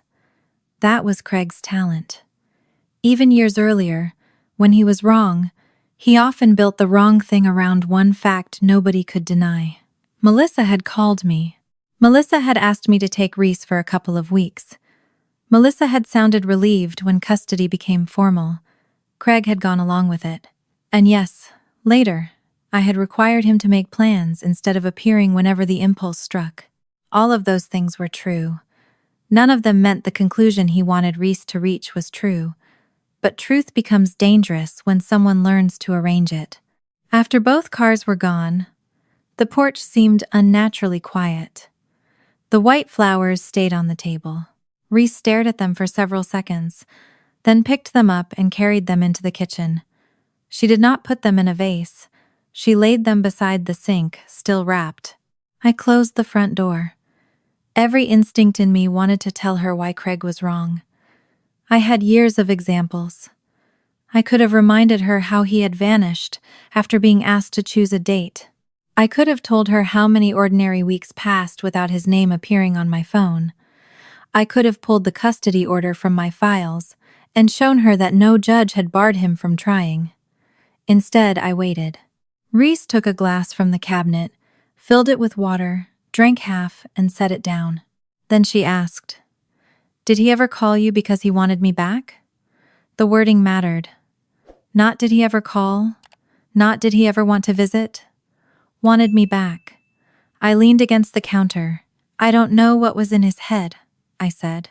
"I know he called about seeing you." "How many times?" I hesitated. It was not a dramatic pause. I did not decide in that instant to hide anything new. The hesitation came because I was suddenly trying to count years of contact that had never seemed important enough to become a number. Calls, emails, last-minute requests, periods of silence. A few more serious-sounding stretches that ended before they became anything stable. Reese saw the hesitation. Her face changed again, more than once. Yes. She looked toward the sink, where Melissa's flowers lay like evidence neither of us had requested. I told her about the first call. She already partly remembered the one after the custody order, when Craig was nearby for work and wanted to come over immediately. I reminded her that she had overheard enough to know he had called. I said I had told him to send dates for the following week, and he never did. Reese nodded slowly. I remember asking if he emailed. He didn't. That time. The last two words landed differently. I said nothing. Reese looked at me. Was there another time? Before I could answer, her phone buzzed. Craig. She did not pick it up. The screen showed a message preview. I won't keep showing up. I meant what I said. If you want my side, I'll meet wherever you choose. No Laura. No Melissa. Just you and me. Reese read it twice. I hated the phrase, no Laura, more than I had any right to. She was 22. She did not need me in every room. I knew that. I had been proud of it a day earlier, when she handled the patent deal with lawyers and business people whose jobs I barely understood. But family pain has a way of turning growth into threat. For 15 years, being useful had been one of the ways I understood my place in Reese's life. I had been the person who knew the schedules, the history, the medical forms, the school frustrations, the little signs that meant she was nearing overload. Craig's message made me feel, for one ugly second, as if adulthood had become a door through which he could walk around me. I did not like that feeling. I liked even less what it revealed about me. Reese set the phone face down. Mom said she tried to bring me home. I nodded. Was that true? I know there were times she talked about wanting more time with you. That's not what I asked. No. My answer came out too quickly. Reese's eyebrows lifted. I corrected myself. I mean, I don't know whether she was trying in the way she means now. I know she talked about it. I know she missed you. I know there were times she said Craig made things difficult. I also know she did not come to me with a complete plan to take over your day-to-day care. Reese was quiet. Then she asked, Did you tell her no? Not to taking you back. I asked what she meant. I asked for specifics. That sounds like a yes with nicer words. The sentence stung because it resembled things Craig had said years before. I told Reese that if Melissa had truly wanted to change custody, I could not simply have handed over a child after years of instability because someone arrived emotional on a Tuesday. There would have needed to be a transition, consistency, and probably a court process. Reese listened. So you would have made her prove it? Yes. And Dad too. Yes. She nodded, but she was no longer asking about them. She was asking about me. That frightened me more. For most of Reese's childhood, the story of our family had been morally simple enough for me to function inside it. Her parents were unreliable. I created stability. They made promises. I made plans. They disappeared. I stayed. All of that was true. But adulthood has very little respect for the stories that kept you alive as a child. Reese did not accuse me of anything then. She walked into my office, sat in the chair across from my desk, and looked around at the room where I had worked through most of her childhood. My old paper calendars were no longer stacked on the shelf. Years earlier, I had boxed the older ones with tax records and school documents. The computer was newer. The desk was the same. So was the dent in the baseboard from the time Reese had rolled backward too fast in my office chair at 11. She asked if I still had old emails from Craig. I did. Not because I had preserved a secret archive. I had kept the same primary email account for years, and my bookkeeping habits had made me an enthusiastic user of folders and search. The custody period had generated enough school and family correspondence that I had rarely deleted anything unless it was obvious junk. I opened my laptop. Reese moved her chair beside mine. I asked what she wanted me to search. His name. The results were not a revelation. There were ordinary messages about insurance cards, support payments, scheduling, a birthday question, work travel, and a handful of attempts to arrange contact. Most were brief. Some went nowhere after one exchange. Reese did not ask me to read them all. She stopped at an old thread from the year after the custody order. Craig had written that he would be working near Carrie on a Thursday and could come by around 6. He said he wanted to see Reese and did not understand why everything has to be scheduled like a business meeting. My reply was still there beneath it. I had written that Reese had already been through too many last-minute changes. I said he was welcome to begin seeing her, but he could not appear only when work happened to put him nearby and then disappear again. I asked him to choose a regular time for the next few weeks and keep it. If he wanted something different, we could discuss it in advance. His next email was angry. He accused me of putting conditions between a father and his daughter. My response was shorter. The condition is consistency. Send me dates you can actually keep. There was no reply in that thread. Reese read the timestamp. Then she read my message again. I had remembered the exchange. I had not remembered the exact words. Craig had not invented it. He had changed its meaning, but he had not invented the event. I watched Reese absorb that distinction. Did I know about this one? I searched my memory. I remembered the first phone call. I remembered the way Reese had listened for an email afterward. This later thread was harder. I could picture that year as a collection of routines: the homeschool table, her cheap timer, a purple jacket she refused to replace, but I could not remember telling her Craig had proposed that Thursday. I don't think so. You don't think so? No. Reese pushed back from the desk. The chair wheels made a soft sound against the floor. She did not look furious. I almost wished she did. Anger would have given me something clear to answer. Instead, she looked wounded in a new way, not by Craig, but by the possibility that the person who had built her life around predictability had also controlled some of the information entering it. I told her the email did not prove Craig had been ready to become her father again. He had asked for a visit tied to a work trip. When I asked for something regular, he stopped. I can see that, she said. I stopped talking. That was difficult for me. She stood and walked back to the kitchen. I followed a few seconds later, not because she asked me to, but because 15 years of habit made distance feel like negligence. Her phone buzzed again. This time it was Melissa. Reese read the message without showing me. She said Melissa wanted to meet too. I asked what Reese wanted. I don't know yet. That answer should have comforted me. It meant she was not rushing toward either one. It did not. She leaned against the counter and looked at the flowers. Mom says Dad made her believe bringing me home would destroy what was left of their marriage. I felt anger rise so fast it made my face hot. Melissa had spent years telling me Craig was difficult. She had also spent years making her own choices. I wanted to say that immediately, but I remembered my own admission on the porch. I did not know every private thing Craig had said to her.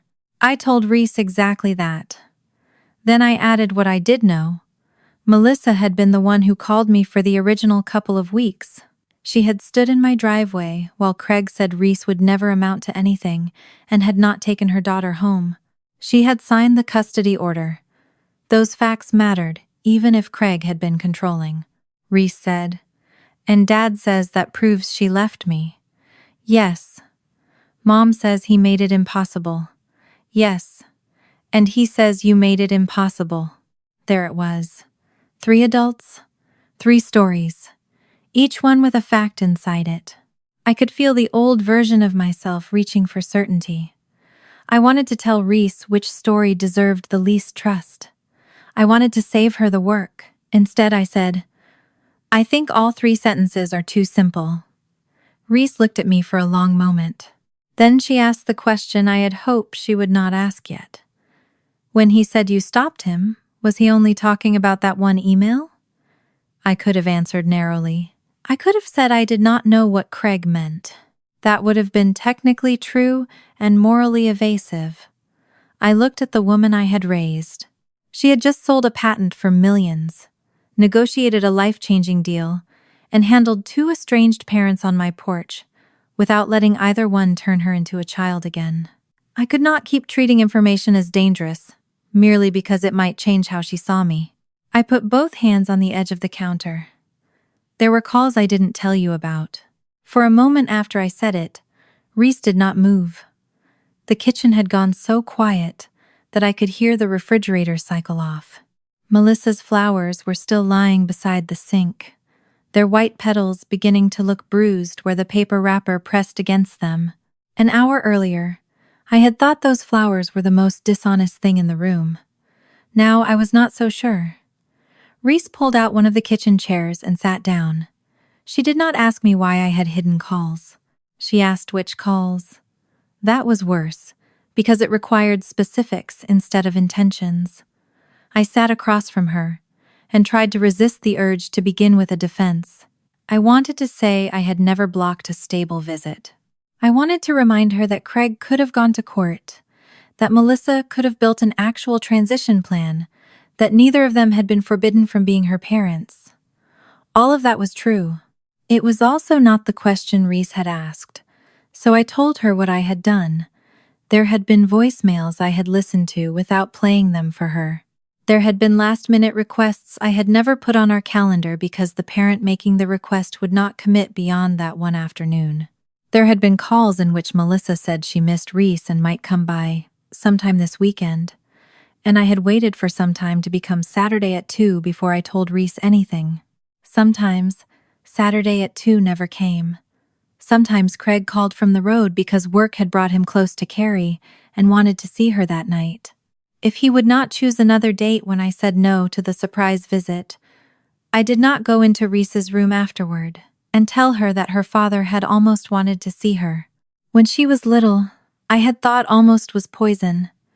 I told Reese about a voicemail from Craig during one of those years when his contact came in clusters. He had said he was sorry he had been out of touch, and that he wanted to take her to dinner soon. There was no date in the message, no plan. I called him back and told him to send me 2 or 3 evenings he could actually protect from work travel. He said he would. He did not. I never played Reese the voicemail. I told her about Melissa calling after a canceled Saturday and saying she wanted to try again next weekend. Reese had spent that canceled day pretending she was fine, until the skin beside her thumbnail bled. I asked Melissa to call me once she knew she could keep the plan. Melissa never confirmed the next weekend. I never told Reese that either. Those memories had once seemed too small to count as secrets. They had been pieces of noise I filtered out of a life I was trying to make livable.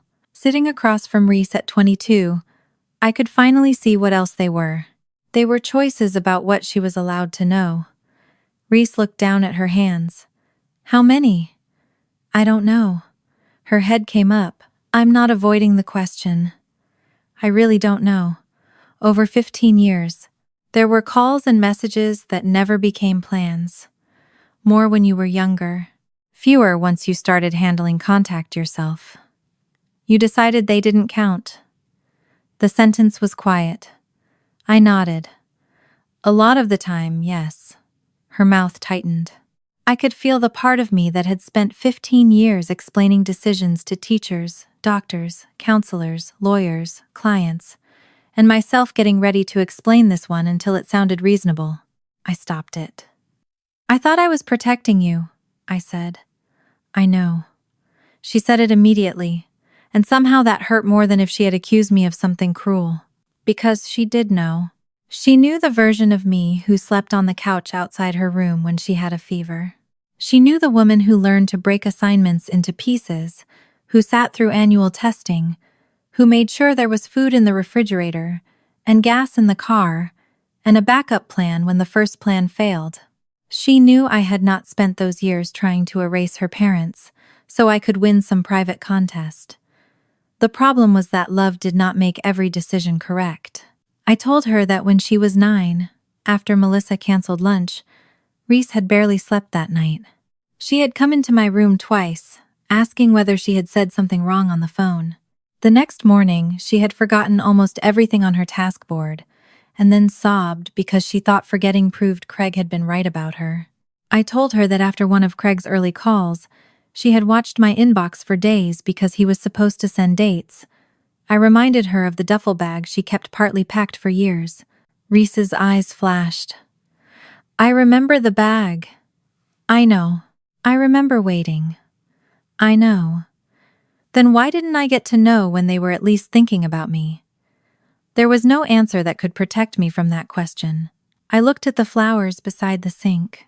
Because I started believing that if an intention wasn't strong enough to survive one boundary, it wasn't worth handing to you. That was your decision. Yes, not mine. No, she sat back. I had imagined this conversation in a dozen impossible forms since Craig appeared on the driveway. In all of them, I had pictured myself explaining the context so clearly that Reese would understand, and we would return to the same side of the room. Real conversations do not respect the endings we prepare for them. Reese was not misunderstanding me. That was what made it painful. She understood exactly why I had done it, and she was still allowed to be angry. For a while, she said nothing. I watched her thumb rub the edge of the table, a small repetitive motion I had seen since childhood whenever she was holding too many thoughts at once. My instinct was to fill the silence before it overwhelmed her. I had to remind myself that silence was not always something to fix. Finally, she asked whether I had ever told either parent not to contact her again. No. Did you ever tell them I didn't want to see them when I hadn't said that? I thought carefully before answering. Not in those words. When you were young, I sometimes told them you were having a hard week or that I wasn't going to spring a visit on you. Later, when you were old enough to say what you wanted, I used your answer. Did you ever make them think I didn't care? I don't know. That answer changed her face. Not much, just enough. For most of her life, I had tried to give Reese answers.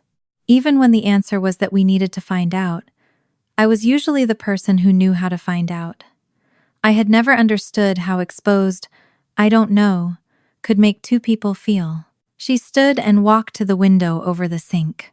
From there, she could see part of the driveway where both her parents' cars had been parked that morning. What if one of them would have stayed if you hadn't made it so hard? There it was. The question I had spent years answering privately, without ever being asked. My mind produced 100 pieces of evidence in my defense.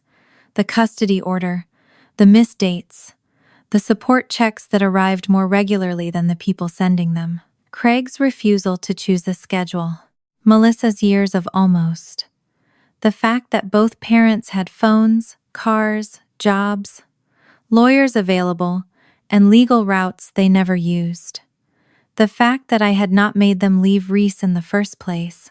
I could have built a very convincing argument, but Reese had not asked whether I had reasons. She had asked whether my boundaries changed what might have happened. I don't know, I said. Her shoulders moved with one breath. I kept going before fear could make me retreat into certainty. I believe they had a lot of chances that did not depend on me making anything easy. I believe a parent who wanted to rebuild something could have kept calling, made plans, shown up, asked for formal visitation, learned what you needed, or gone back to court. I believe that. But if you're asking whether one visit I didn't tell you about could have become another visit and then another if I had handled it differently, I stopped. The truth felt like standing without a railing. I don't know. Reese looked at me then. The distance in her face was not hatred. It was recalculation. I had seen that look while she debugged code. Something she thought was fixed had produced a result she did not expect, and now she had to revisit the assumptions underneath it. I hated being one of those assumptions. Her phone buzzed on the counter. Neither of us reached for it at first. Then Reese turned the screen over. Melissa. The message was long enough that the preview cut off halfway through. Reese read it silently.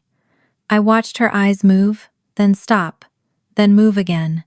She did not show me the phone. That, too, was new. What did she say? I asked. Reese gave me a look that was not unkind. I heard my own question. after it left my mouth. For years, I had been the information desk for her life. People called me about Reese. Schools sent records to me. Doctors asked me questions. Parents made plans through me. Even after she became an adult, she often forwarded things because sharing information had become one of our habits. This time the message was hers. "You don't have to tell me," I said. She looked back at the screen. After a minute, she summarized instead of handing me the phone. Melissa said she had known for years that I wanted to be the better mother. She said I had always made her feel as though she had to pass a test before she could see her own child, and that every time she hesitated, I treated the hesitation as proof she did not care. I felt the accusation land in the exact place Melissa intended. There were easy answers to it. Melissa had been Reese's mother. Parenting should have required more than good intentions. Showing up should have been the minimum, not an exam I invented.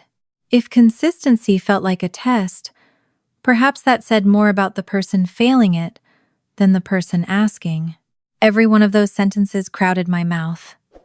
I did not say them, because beneath Melissa's manipulation was a fact I now had to own. I had decided what counted as a meaningful attempt, and I had not always told Reese when an attempt failed my standard. That did not make Melissa's larger story true. It made mine less perfect. Reese watched me. "You're not going to answer that?" "I have answers." "I know you do. I'm trying to figure out whether giving them to you right now would be for you or for me." She looked away first. That was the closest we came to kindness for several minutes. Craig messaged later that afternoon. Reese had gone back to her apartment by then. She did not leave angry. That would have been easier.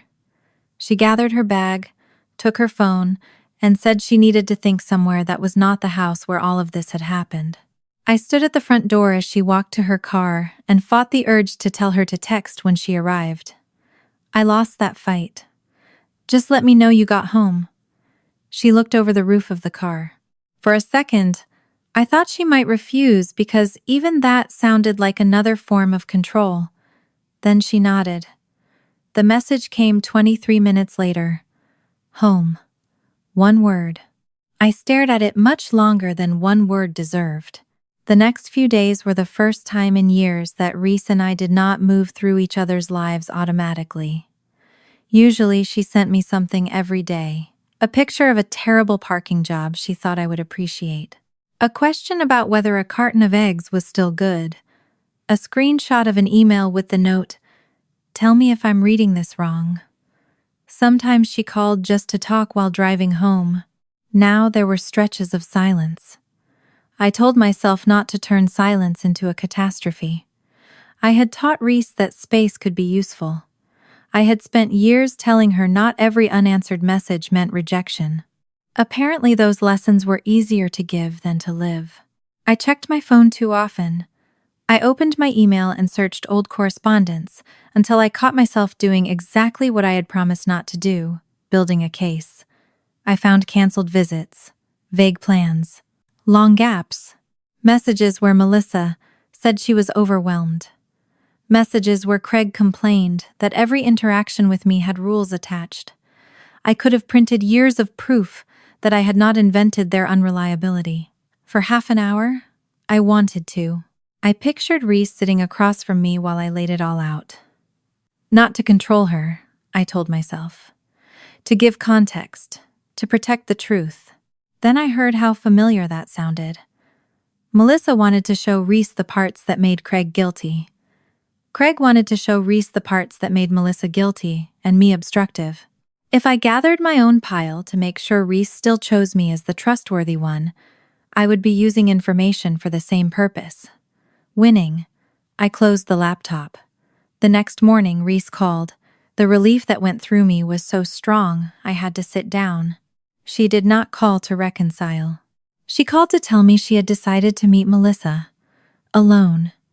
My body reacted before my mind did. My chest tightened. I started to ask where, whether it would be public, how long she planned to stay, whether Melissa had been sending more messages, whether Reese wanted me nearby. I made it through only the first question. Where are you meeting her? Reese was quiet. Then she said, I haven't decided. I pressed my fingers against my forehead. There was nothing dangerous about a 22-year-old woman meeting her mother in a coffee shop. I knew that. The danger I felt was not physical. It was the possibility that Melissa could say something I could not immediately correct. The realization embarrassed me. Reese said she wanted to hear what Melissa remembered without me in the room. She wanted to ask questions and see what happened when there was no one there for Melissa to argue against. I understood the logic. I hated the logic. Okay, I said. She sounded surprised. That told me how much work I still had to do. Then she said she would meet Craig separately too. My first reaction was sharper. Craig had already placed me inside his version of the story. I imagined him sitting across from Reese, turning every boundary into obstruction and every abandoned plan into evidence that I had wanted him gone. I wanted to tell Reese exactly how he would do it. I wanted to inoculate her against him. Instead, I asked, Is that what you want? Yes. Not maybe. Not I think so. Yes. I walked to the kitchen while we talked and found Melissa's flowers still beside the sink. I had never thrown them away. The petals had begun curling at the edges. For 15 years, I had believed love meant making sure Reese never stood alone in front of people who had already shown they could hurt her. Now, loving her required something that felt almost like the opposite. It required trusting the adult she had become with the pain I could no longer intercept. I'm scared you're going to hear things that aren't true, I said. I probably will. The answer was so Reese that I almost smiled. She had spent half her life testing systems that failed under bad input. Of course she understood that hearing something was not the same as accepting it. I'm also scared you'll hear things that are true, I admitted.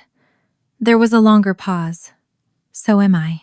That was the first moment since the porch that I felt us standing on the same ground again, even if there was still space between us. I told her something I should have told her the first day Craig accused me. You do not have to protect my feelings while you figure this out. Reese did not answer immediately. I continued. If I made choices you're angry about, you get to be angry. If one of them tells you something about me that you need to ask me later, ask me. You don't owe me a version of the past that keeps me comfortable. My throat tightened around the last words. They sounded noble. They did not feel noble.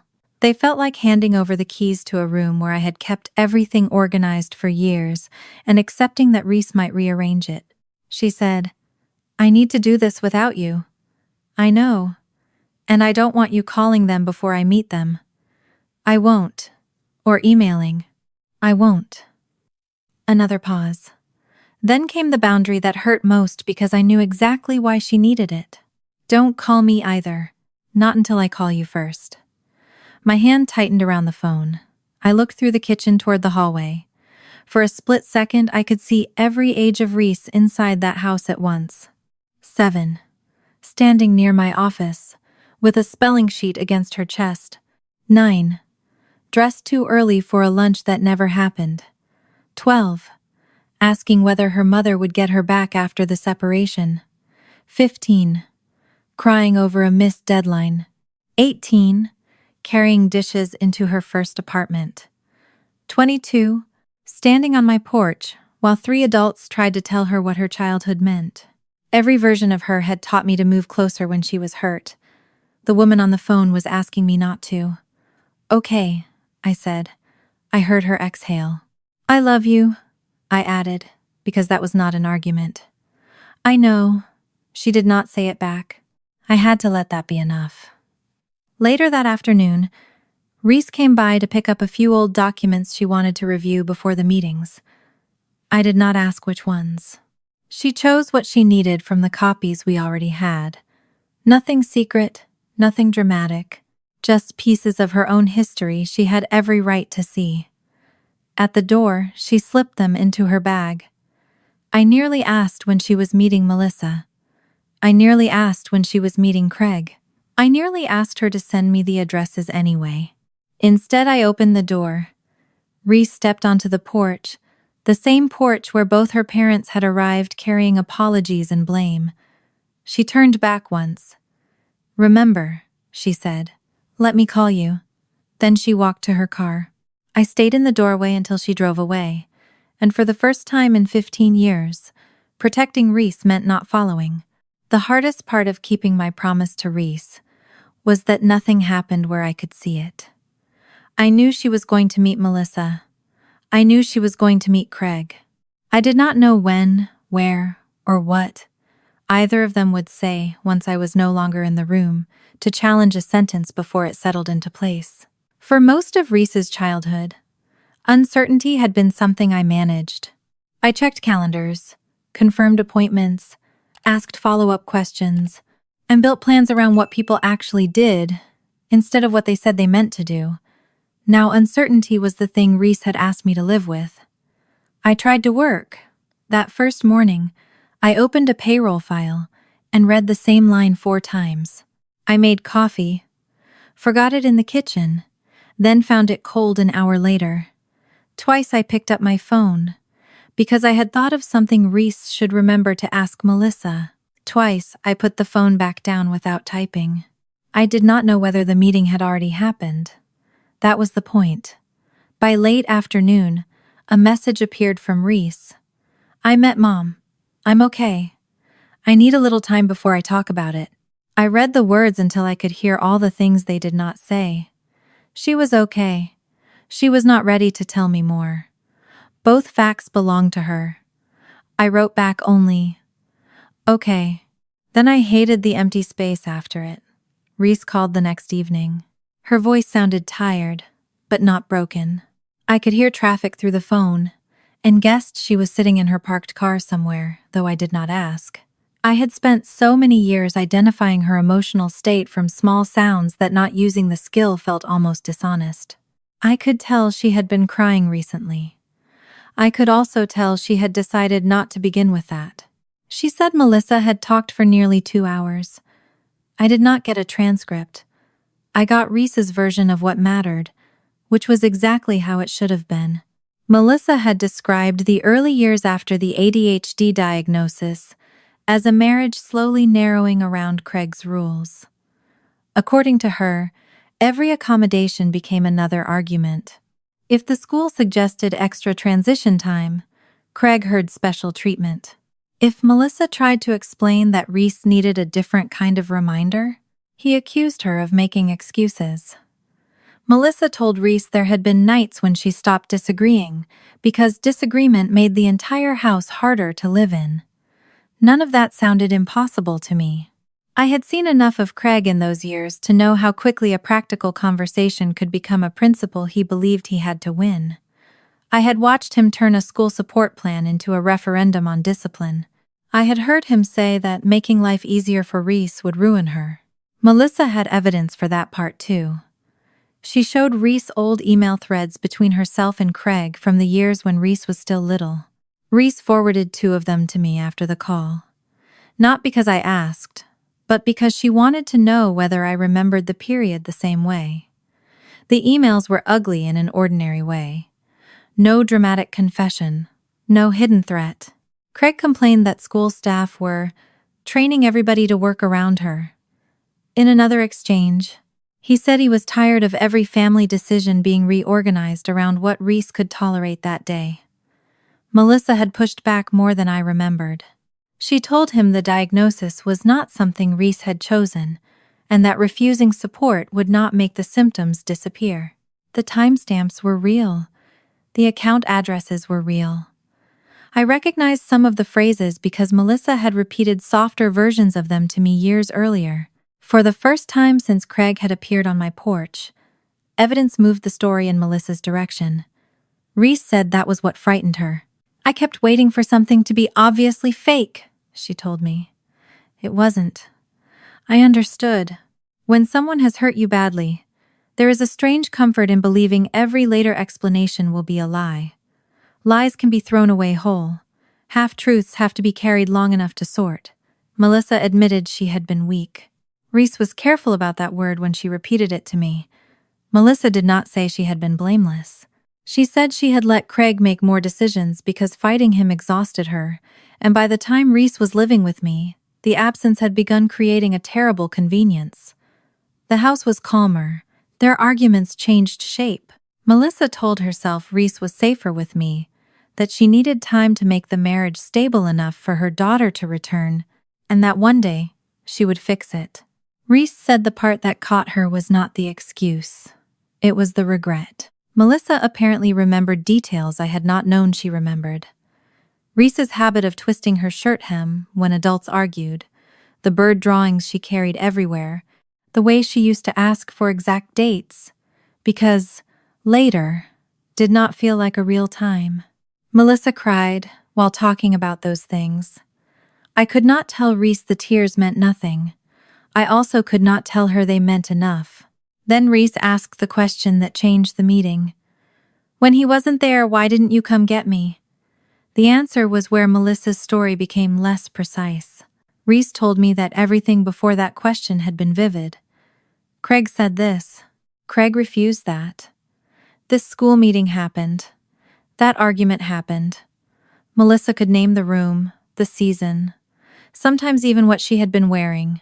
But once Reese asked about the period after Melissa and Craig began living separately, the details blurred. Melissa said she had been trying to establish a new household. Money felt uncertain. The divorce process was confusing. She did not know what Craig might do legally.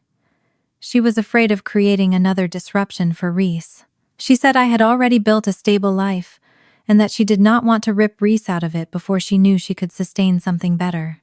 Some of those concerns were understandable.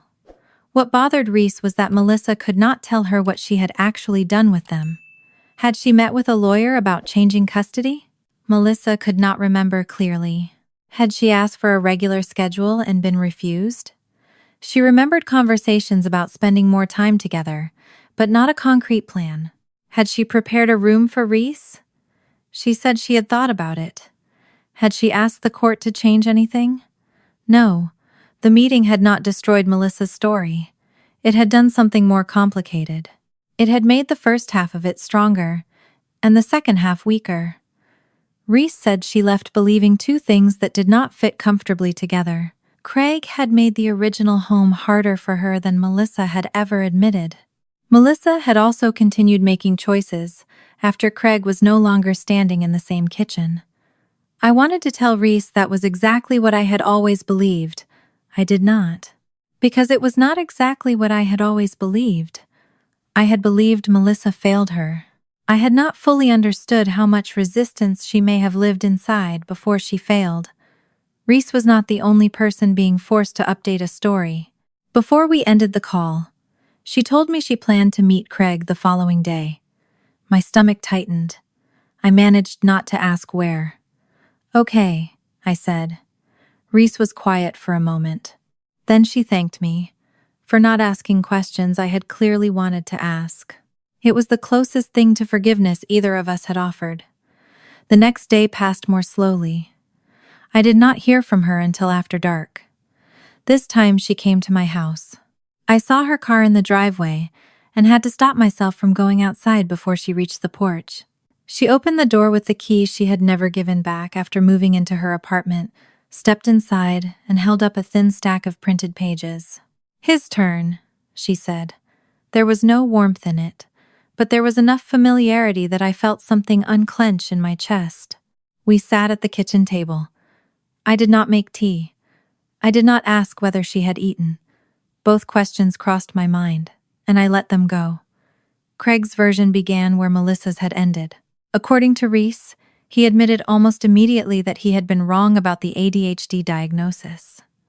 Not wrong that Reese needed accountability, he insisted, but wrong about what accountability required.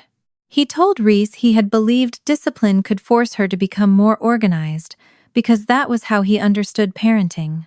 He said the school's recommendations sounded to him like teaching a child that the world would change instead of teaching the child to change. Reese said she asked whether he still believed that. Craig told her no. He did not turn that answer into an emotional speech. He said age, distance, and watching Reese build a life had made the old certainty look arrogant.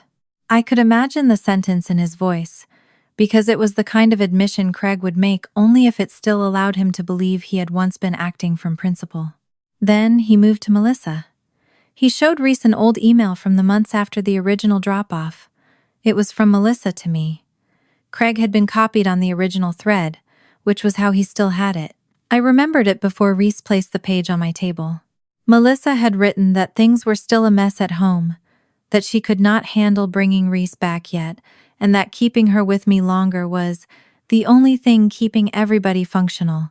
She had asked whether I could continue for another month while she figured things out. Reading the email 15 years later made my skin prickle. At the time, it had been one message among many. Now every verb seemed larger. I can't handle this yet. Can you keep her longer? I need more time. Craig used that message to support the version he had brought to the porch. Melissa called me. Melissa packed Reese's things. Melissa asked for extensions. When legal custody became necessary, Melissa did much of the practical communication. Craig said he had gone along with decisions he should have challenged, but he insisted the abandonment had been Melissa's plan before it became his failure too. That last phrase was important. Reese repeated it exactly. Her plan. My failure too. Craig was not claiming innocence anymore. He was claiming second place in guilt. He also showed Reese contact attempts. Some were the same emails she and I had already found. Work brought him near Carrie. He asked to stop by. I required advance planning. He complained. The thread died. Another cluster came years later, around the time he and Melissa had begun living separately. Craig wrote that he wanted to fix things and asked about spending more time with Reese. I answered with the same requirements I had described before. Consistency, participation in the support system Reese was actually using, and plans made far enough ahead that she was not living on standby. For a few weeks, he replied. Then the emails thinned out. One proposed visit moved because of work travel. A later message said he would circle back once his schedule settled. He did not circle back in any meaningful way. Craig did not deny that when Reese asked him about it. He said he had felt as if every interaction with me came with conditions, and that eventually it became easier to believe Reese was better off without another fight around her. Reese stared at the printed exchange while telling me this. That sounds reasonable for about 5 seconds, she said. I waited. Then you realize he's describing why he stopped trying. I did not answer. She did not need me to make the point sharper. Still, Craig's evidence had changed something too. Melissa really had initiated parts of the original arrangement. She really had written that she could not handle Reese. Craig really had contacted me more than Reese knew. And I really had put requirements between his impulse and access. 2 stories that had seemed mutually exclusive were both accumulating true pieces. That was when I saw the dangerous hope arrive. It did not look like optimism. Reese was too old and too careful for that. It looked like concentration. She began separating the pages into small piles, not by parent, but by what each one seemed to prove. Craig resisted support. Melissa asked me to keep Reese longer. Craig contacted me later. Melissa said she wanted Reese back at different points. I required consistency. Neither parent followed through for long. For a few minutes, Reese seemed to be testing possibilities aloud. Maybe Melissa really had been emotionally trapped while they lived together. Maybe Craig, for all his rigidity, had regretted things earlier than she knew. Maybe one of them had wanted her more, but lacked the courage or skill to act like a parent. I listened without correcting the hope out of her. That was harder than correcting almost anything else. She had spent 15 years learning not to need the answer to one question. Did either of them want me? Now both parents had shown her just enough evidence to make the question feel answerable. Reese picked up the email Craig had shown her from Melissa and looked at the date. Then she looked at the later cluster of Craig's messages. She opened her laptop and pulled up the digital copy of the custody order she had taken from my house before the meetings. At first, I thought she was checking whether I had remembered the terms correctly. She was not. She was checking dates. The change was so small that I almost missed it. Until then, every question had been about motive. Who was controlling? Who was overwhelmed? Who wanted her? Who stopped whom? Now, she stopped asking why and started asking when. The old email from Melissa about being unable to handle Reese belonged to the early period when Melissa and Craig were still together. It supported Craig's accusation, but it did not answer everything. A later message from Melissa, the kind where she said she missed Reese and wanted to talk about spending more time together, had a different timestamp. Reese stared at it. That was after she moved out, she said. I felt something shift in the room. I did not answer immediately because I wanted to be certain. Melissa had moved into her own place when Reese was 12. I remembered the season. I remembered the client deadline I had been working on when Melissa called. I remembered the old email that had made me think Craig was no longer the obstacle she had named for years. Yes, I said. I think it was. Reese looked back at the screen. The message itself was emotional. Melissa said she missed Reese. She said she wanted to be more involved. She said the separation had changed things. But the custody order was still in effect. Melissa still had parental rights. She had her own household by then. She had steady work. She could have spoken to a lawyer. She could have asked the court for a defined visitation schedule, or sought to change custody. None of those options guaranteed she would have gotten everything she wanted.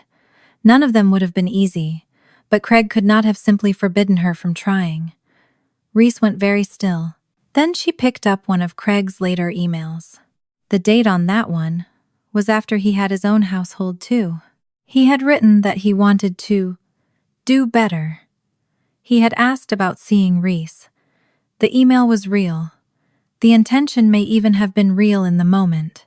But by then he also had an income, his own address, and the same ability to seek a formal schedule if he believed I was blocking him unfairly. He had not done that either. I watched Reese look from one timestamp to the other. For the first time, the evidence did not ask her to choose between Melissa's story and Craig's. It asked what both stories were leaving out. She closed the laptop halfway, then opened it again. Did either one file anything after they separated? She asked. Not that I was ever served with, I said. And nothing changed in the custody order.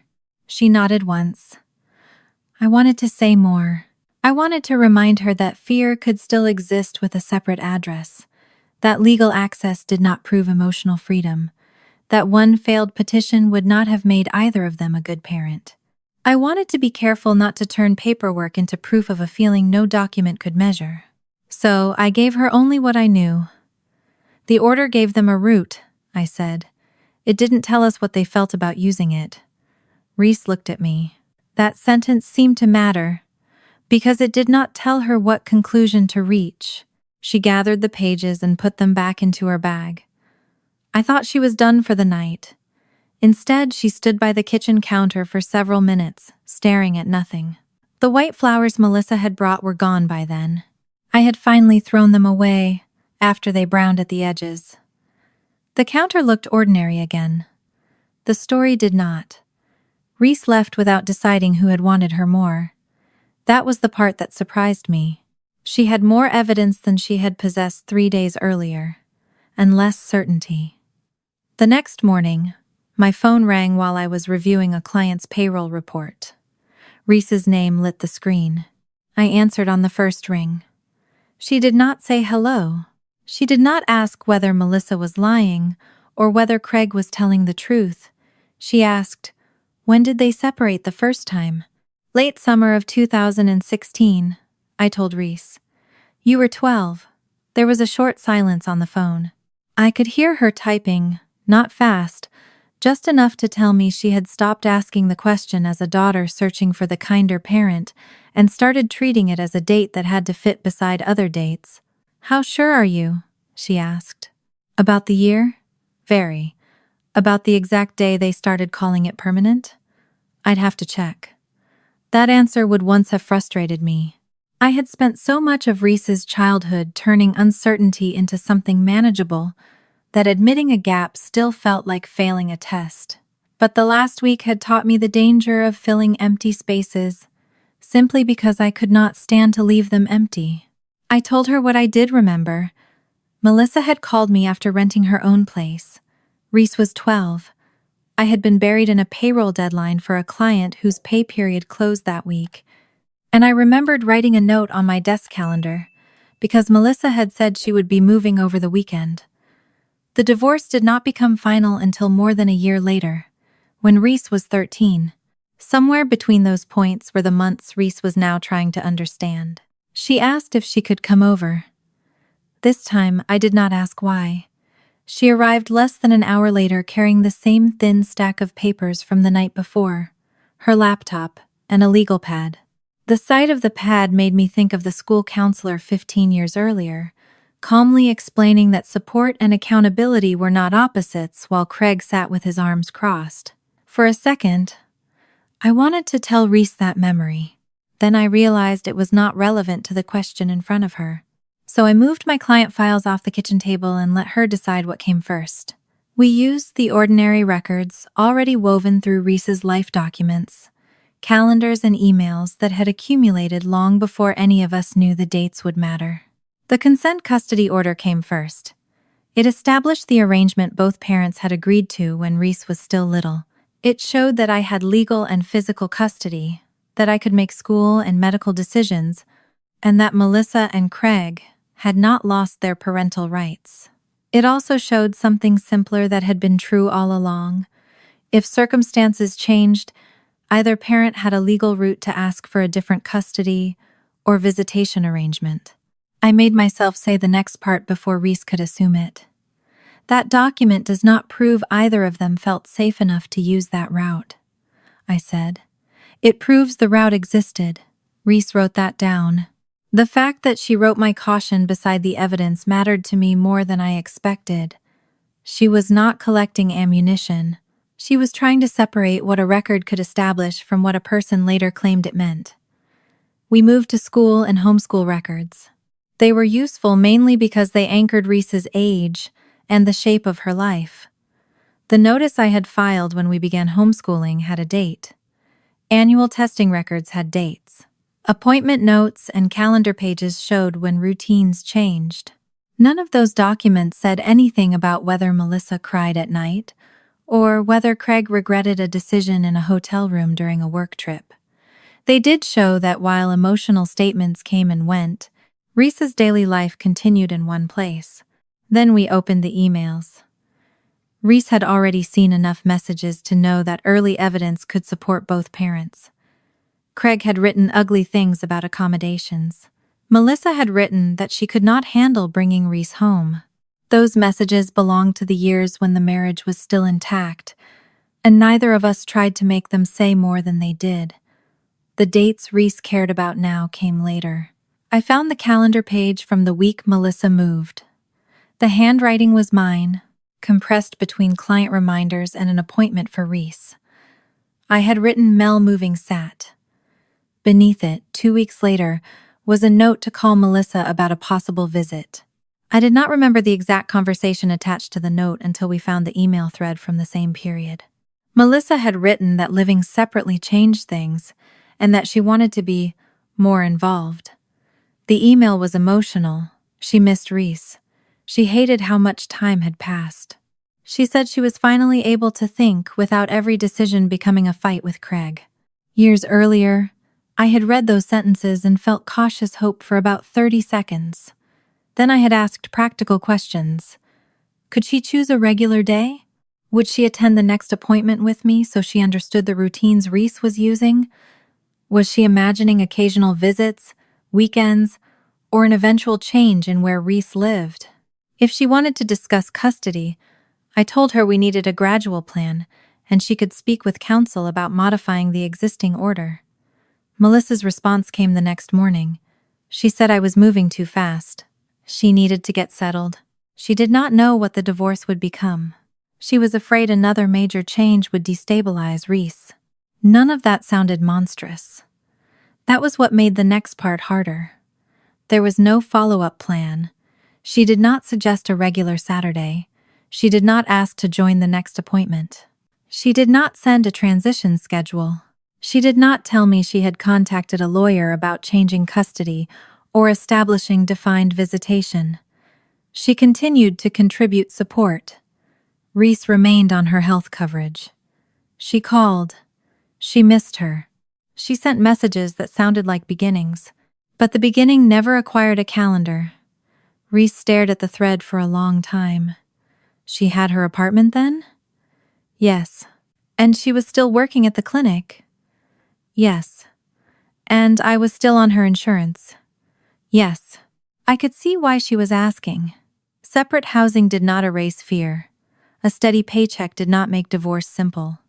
Employer insurance did not prove someone had emotional strength. But together those facts removed some of the barriers Melissa had described as absolute when speaking to Reese days earlier. Craig was no longer sharing her house. Melissa was earning her own income. She knew where Reese was. She knew the custody order could be changed because she had signed it. She had a way to ask for more than a vague possibility. She did not use it. Reese did not say, "So Mom never wanted me." She was more careful than that now. She said, "She wanted something. I'm trying to figure out what she was willing to do for it." That sentence stayed with me. We turned to Craig. His post-separation cluster was smaller. He had contacted me after he and Melissa were living apart and said he wanted to fix things with Reese. He asked about seeing her more often.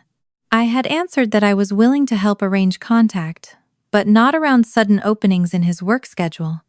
Reese needed advance notice.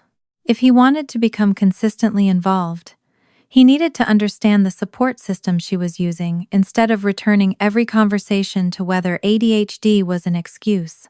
If he believed my boundaries were unreasonable, the custody order had a formal route for him to seek a defined schedule. Craig replied for a while. He asked a few questions. He suggested a visit. Work travel changed the date. Another message said he would get back to me once his schedule settled. The silence afterward lasted much longer than the effort before it. Reese compared the timestamp to the separation period. So Mom wasn't stopping him then. "Not from filing something," I said. "Not from making a plan with me either, as far as I knew." "And you weren't stopping him from filing?" "No." She looked at the custody order again. I knew what conclusion was available, and I also knew how easy it would be for me to push her toward it. I could have said that a determined father would have kept writing. I could have pointed out that Craig had money for a lawyer, a job, transportation, and his own home.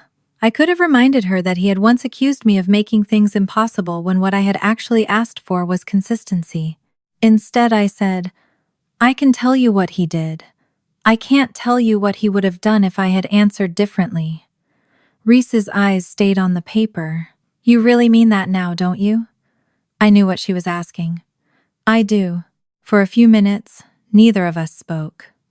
The silence was different from the silence after I admitted filtering calls. That one had felt like something splitting. This one felt like two people trying not to repair the split with the wrong material. There was another thing I needed to tell her before we went any further. It had been sitting in my throat since Reese first asked what else I had kept from her, disguised as a technicality. "I stopped chasing them sometimes," I said. Reese looked up. I explained that when Melissa sent an emotional message and then went vague after I asked for specifics, I did not always call again to force the issue. When Craig said he would circle back after travel and did not, I often let the silence stand. By then, I had spent years watching Reese's life stabilize in direct proportion to how little she depended on their intentions. I had started treating a parent's failure to follow up as an answer. "Because most of the time it was an answer," I said. But I was still the one deciding when to stop asking. Reese did not rescue me from that admission. "You decided their silence meant no." "Yes." Instead of making them say no. "Sometimes, yes." The old instinct rose immediately. I wanted to explain that I was not their secretary. I was not obligated to drag two adults toward their daughter. A parent who required repeated reminders to keep pursuing a relationship was already demonstrating something important. All of that remained true. But Reese was asking about my part, not whether their part was worse. So, I let the answer stay where it belonged. I should have separated what I knew from what I assumed, I said. I knew they stopped following through. I assumed that meant they had made their choice completely. Those are not exactly the same sentence. She looked down at her legal pad and slowly drew a line beneath something she had written. I could not read it from my side of the table. For once, I did not lean over. The next day, Reese went back to Melissa. I knew only because Reese called me afterward. Her voice was sharper than it had been after the first meeting. Not louder, but stripped of the dangerous hope that had made every old apology sound like it might contain a hidden rescue. She had asked Melissa about the separation window directly. Not about Craig's personality. Not about how frightened Melissa had been. Not about whether I was difficult.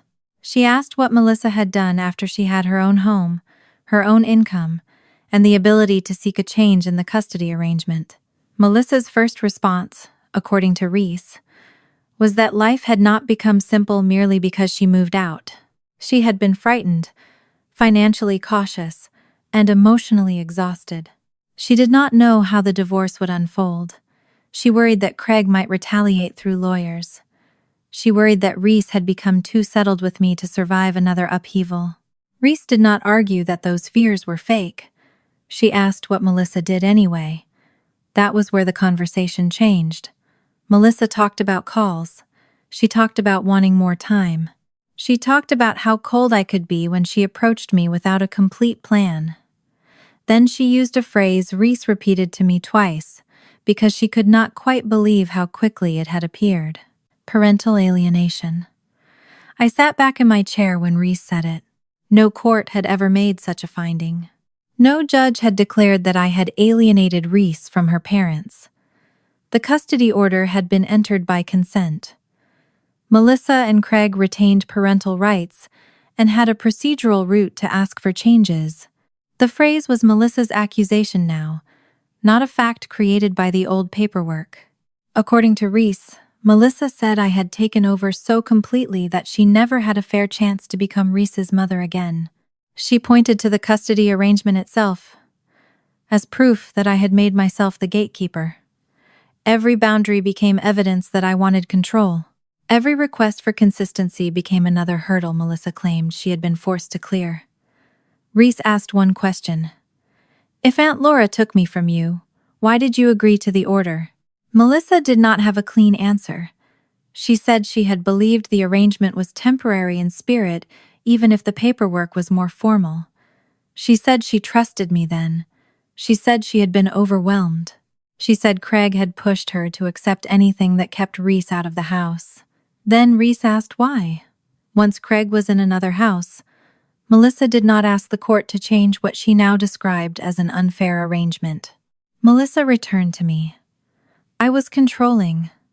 I was judgmental. I always wanted to be the better mother. I made her feel as if one imperfect visit would be used against her forever. Reese let her talk. Then she asked again what Melissa herself had done. The answer did not become clearer. When Reese told me this, I felt anger toward my sister, but underneath it was something sadder. I could hear the shape of Melissa's fear, even through Reese's summary. If she admitted that my boundaries had not physically prevented her from filing, planning, or persisting, then she had to face a possibility more painful than Craig being cruel or me being controlling. She had been free enough to try harder, and had not. I did not say that as a fact about her inner life. I said only, it sounds like she still needs my role to explain part of hers. Reese nodded. That's what it felt like. The word felt mattered. A week earlier, I might have converted it into certainty for her. Now we both left it where it was. Craig's second confrontation happened the following evening. Again, I was not there. Again, I heard only what Reese chose to tell me afterward. She did not begin with the drop-off. She began with his later emails, the ones sent after he had a separate household, and no longer had Melissa standing between him and whatever relationship he claimed to want with Reese. Craig first returned to the same argument he had used before. He said I had made ordinary contact feel bureaucratic. He said every visit required advance notice. Every change became proof he was unreliable, and every disagreement about Reese's support made him feel as though I had already decided he was dangerous to her stability. Reese did not deny that I had been strict. She asked why strictness ended the effort. That question apparently quieted him. She asked why a father who believed an aunt was unfairly blocking him did not seek a formal visitation schedule. Why he did not keep proposing dates. Why he did not attend the appointments I had asked him to understand. Why one moved visit and a difficult email exchange became enough for him to disappear again. Craig gave several answers before he gave one that mattered. Work was chaotic. The separation was ugly. He did not want to drag Reese through another fight. He believed I would make every step difficult. He thought Reese was doing well and did not know whether reopening things would hurt her.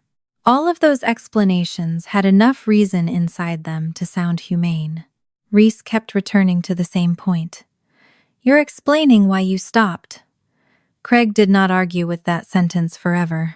According to Reese, he finally admitted something smaller than an apology and larger than anything he had admitted on my porch. He said he had wanted a relationship with her, but he had not wanted to rebuild his life around the consistency required to have one. At the time, he had not called it choosing himself. He had called it avoiding conflict. He had called it accepting that Reese was stable with me. He had called it waiting for the right time. Years passed inside those names. When Reese repeated that to me, I did not feel vindicated. I felt tired. There had been years when I would have given anything to hear Craig say even that much. But admissions lose their fantasy. Once the child they might have helped is already grown. Reese looked tired too. He keeps saying he tried, she said. He did try sometimes. She looked at me quickly, perhaps expecting the old correction. I continued. Trying and parenting are not the same measurement. She nodded. That was as far as either of us went. The final answer was not ready yet. Craig's partial admission did not erase the real times he had contacted me. Melissa's evasions did not erase the real pressure she had experienced inside the marriage. My boundaries could have affected individual moments without explaining 15 years of choices. What had changed was the shape of the question. Reese was no longer asking which parent had secretly been innocent. She was asking what each person did when the excuse involving the other person was removed. The chronology was not dramatic enough to satisfy anyone looking for a hidden villain. It was worse in a quieter way. There were windows. Months when Melissa had her own address and still stopped at emotion. Months when Craig had his own address and still stopped at intention. Years when both could have pursued something more formal, more consistent, more inconvenient. Neither did. That did not prove they never loved Reese. It proved love had repeatedly failed to become the kind of action parenting required. 2 nights later, Melissa sent Reese a long message. I did not see it. Reese summarized it when she came over. Melissa had learned enough from Reese's questions to understand that Craig's story was changing. He had admitted more than she expected. In Melissa's mind, that created a new danger. If Craig confessed first, Reese might mistake confession for greater innocence. So Melissa wanted everyone in the same room. She called it putting everything on the table. Reese called it something else. Mom wants to stop losing control of the story. I asked what she wanted. She took longer to answer than she had when deciding to meet either parent alone. Then she said yes. Not because she expected reconciliation. Not because the dates had solved everything. She wanted to hear what happened when Melissa could not describe Craig without Craig sitting there, and Craig could not describe Melissa without Melissa answering. She wanted to see whether either one could speak about their own choices when the person they blamed was close enough to hear it. I asked where she wanted to meet. Reese looked around my kitchen. The same room where she had once done spelling corrections. The same room where we had built schedules that failed, changed them, and tried again.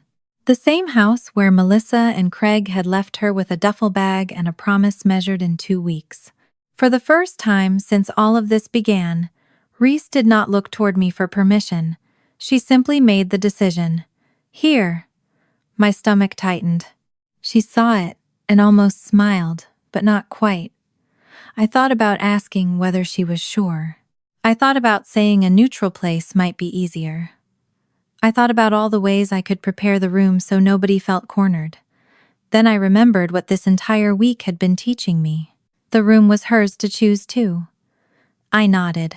Reese rested both hands on the back of one of the kitchen chairs and looked toward the hallway that led to the front door. This time, she said, nobody gets to leave their version here and make me carry it. The meeting happened 2 evenings later. I spent most of that day fighting habits. My first instinct was to prepare the house, as if preparation could control 4 people. I wiped the already clean kitchen table, moved client mail into my office, and caught myself counting chairs. Reese arrived, saw me with one chair half pulled out, and said, "Leave them." So I did. She chose a chair on the long side of the table, where she had once done spelling corrections. I sat beside her only after she indicated the chair she wanted me to take. I was not at the head of the table or between her and the door. I was there because she had asked me to be. Melissa arrived first, without flowers this time. Her hands were empty, and she glanced from Reese to me, as if wondering whether we had already agreed on an answer. Craig arrived 7 minutes later carrying only his phone and the careful expression of a man who knew every sentence might be remembered. No one sat until Reese did. She had not brought the stack of printed emails.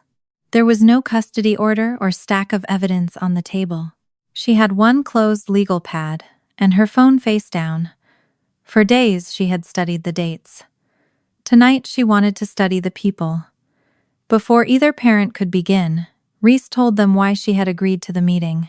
She said she had already heard both versions separately. She was not interested in hearing either one repeated louder. Then she gave them one rule. If I ask what you did, answer what you did. Don't tell me what the other person meant. Melissa's eyes moved toward Craig. Craig leaned back slightly. Neither objected. Reese started with the day they brought her to my house. She asked Melissa whose idea the couple of weeks had been. Melissa took a breath and said she had been the one who called me, but the situation had not begun with that call. She started explaining the fights at home, Craig's resistance to the school recommendations, the exhaustion, the way every day had become impossible. Reese listened for less than a minute. "Mom," Melissa stopped. "I asked whose idea it was to call Aunt Laura." Melissa's mouth tightened. "Mine." Reese nodded once and turned to Craig. She asked what he had done when Melissa proposed it. Craig said he had agreed. Melissa made a small sound, not quite a laugh. Craig looked at her. And there it was, the first opening, through which the old fight tried to enter the room. Melissa said agreed was a convenient word for someone who had spent weeks insisting Reese needed to stop controlling the household. Craig said Melissa was the one who packed the clothes. Melissa said he drove the car. Craig said she was the one who kept asking me for extensions. Reese did not raise her voice. "What did you do next?" The question stopped both of them. I had heard Reese use it in different forms all week, but in that kitchen it became almost physical. It did not ask who started the failure. It asked what each person did after the failure had already begun. Melissa looked at Reese. Craig looked down at the table. Reese asked Craig first. After he agreed to leave her with me for 2 weeks, what did he do next? He said he went along with the extension. And after that, he said he should have objected sooner. That was not an action, and Reese told him so. Craig rubbed one hand over his jaw. He said he signed the custody paperwork when it became clear Reese needed someone with legal authority for school and medical decisions. "And what did you do to get me back?" The room went quiet. He started to say that things between him and Melissa were bad. That's about her, Reese said. Craig looked irritated for half a second, then admitted he had not done enough. Melissa shifted in her chair, as if his admission had moved something on an invisible scoreboard. Reese turned to her. After the extensions, after the custody order, what did Melissa do? Melissa said she called. She sent gifts. She tried to stay connected. Reese did not deny any of it. She asked what Melissa did toward becoming her day-to-day parent again. Melissa's eyes filled. She said she was still living with Craig then. She said the marriage had become a place where every attempt to discuss Reese ended in conflict. She reminded Reese of the emails she had already seen. Those facts were real. Nobody in the room disputed them. Reese asked the question again anyway. What did you do next? Melissa looked toward me. I felt the pull. For years, unfinished visits, decisions, and explanations had landed with me. Now she wanted me to finish this answer too. I kept my hands in my lap. She looked back at Reese and admitted that for a long time she had done very little beyond staying in contact when she could. She told herself the arrangement was temporary, even after the paperwork became formal. She told herself that once the marriage improved, or once she understood what to do, or once life stopped feeling so unstable, she would make a real change. The problem was that once had no date. Reese did not say that. She did not need to. She moved to the part of the timeline neither parent could place entirely inside the marriage. You were living separately by late summer 2016. Melissa nodded. Reese confirmed the facts they had already established. Melissa had her own apartment, was still working, and still carried Reese on her health plan. Then she asked whether Melissa knew she could speak to a lawyer, and asked the court to change custody or establish a more defined visitation arrangement. Melissa hesitated. She said she knew in a general way that the order could be changed, but knowing something was legally possible was not the same as feeling able to do it. Reese accepted the distinction. Then she asked what Melissa had done with the ability she did have. Melissa said she had contacted me, wanted more time, and been afraid of destabilizing Reese while the divorce remained unresolved. Money felt uncertain, and she feared Craig might make things harder through lawyers. Those things could be true. That was what made the conversation painful, rather than simple. Reese did not accuse her mother of feeling nothing. She did not claim a separate apartment had magically erased fear. She asked about one thing the dates could show. You emailed Aunt Laura that you wanted to be more involved. She asked you for a regular day and a plan. What happened after that? Melissa looked at me again. She made it feel like I had to prove I deserved to see you. I felt the old answer rise. You did. Not because I was better. Not because I owned Reese. Because a 12-year-old who had spent years being disappointed deserved adults whose plans survived contact with a calendar. The answer burned behind my teeth. I did not say it. Reese asked Melissa whether I had told her she could not see Reese at all. Melissa said not in those words. Had I told her she could not petition the court? No. Had I told her I would fight any regular schedule, no matter what? Melissa said I had made it clear. I thought she was unreliable. Reese waited. That wasn't the question. Melissa's face changed. I saw my younger sister in it for a moment. Not the mother who had left a child. Not the woman on my porch with flowers, but the girl who had always hated admitting she had no answer after making a strong accusation. No, she said. Laura never told me I couldn't ask. Reese's voice stayed level. Then why did Aunt Laura having everything under control become a reason you didn't have to? Melissa flinched. That is not what I said. It's what keeps showing up. She did not elaborate. She did not need to recite the emails. Melissa knew which ones she meant. For the first time that evening, my sister stopped talking entirely. The air conditioner clicked on. An old pipe knocked once inside the wall. Ordinary sounds filled the space where Melissa had no version ready. Craig broke the silence. He said Melissa had always been good at turning passivity into victimhood. Reese turned to him. Your turn. He stopped. She asked about his post-separation emails. Craig said he had contacted me because he wanted to fix things. Reese asked why the effort ended. He said it had not ended exactly. Contact had been uneven. Work travel had been demanding. Every conversation with me felt adversarial. He had believed bringing lawyers into it would make everything worse. He had thought forcing a visitation fight might put Reese in the middle. Again, the explanation was not nonsense. Their stories survived because the reasons inside them were plausible enough to hide what those reasons had permitted. Reese worked through the same facts with him. I had never told him to stop contacting her. I had not refused every scheduled visit he proposed, and he had never asked the court for a defined visitation schedule. When she asked whether he had kept learning the support systems he said he wanted to understand, Craig looked at the table. Not consistently. Reese's thumb rubbed once along the edge of her legal pad, then stopped. So, when Aunt Laura made access require consistency, what did you do? Craig's first answer was that he thought my standards were unreasonable. Reese waited. His second was that he was traveling too much, to promise the same day every week. She waited again. His third was that, by then, Reese seemed settled and happy with me. That was where his voice changed. He had said versions of that before. I had heard them from Reese after the private meeting. But saying it while I sat there, in the house where his daughter had grown up without him, stripped away some of its usefulness. Craig looked at Reese rather than at me. I told myself you were okay here. Reese did not move. He continued more slowly. He had convinced himself that showing up inconsistently might be worse than staying away. He told himself he was respecting the life Reese already had. He told himself fighting me would create conflict she did not need. Then he stopped. I watched him reach the edge of the excuse and finally see what was on the other side. I also didn't want to blow up my life again, he said.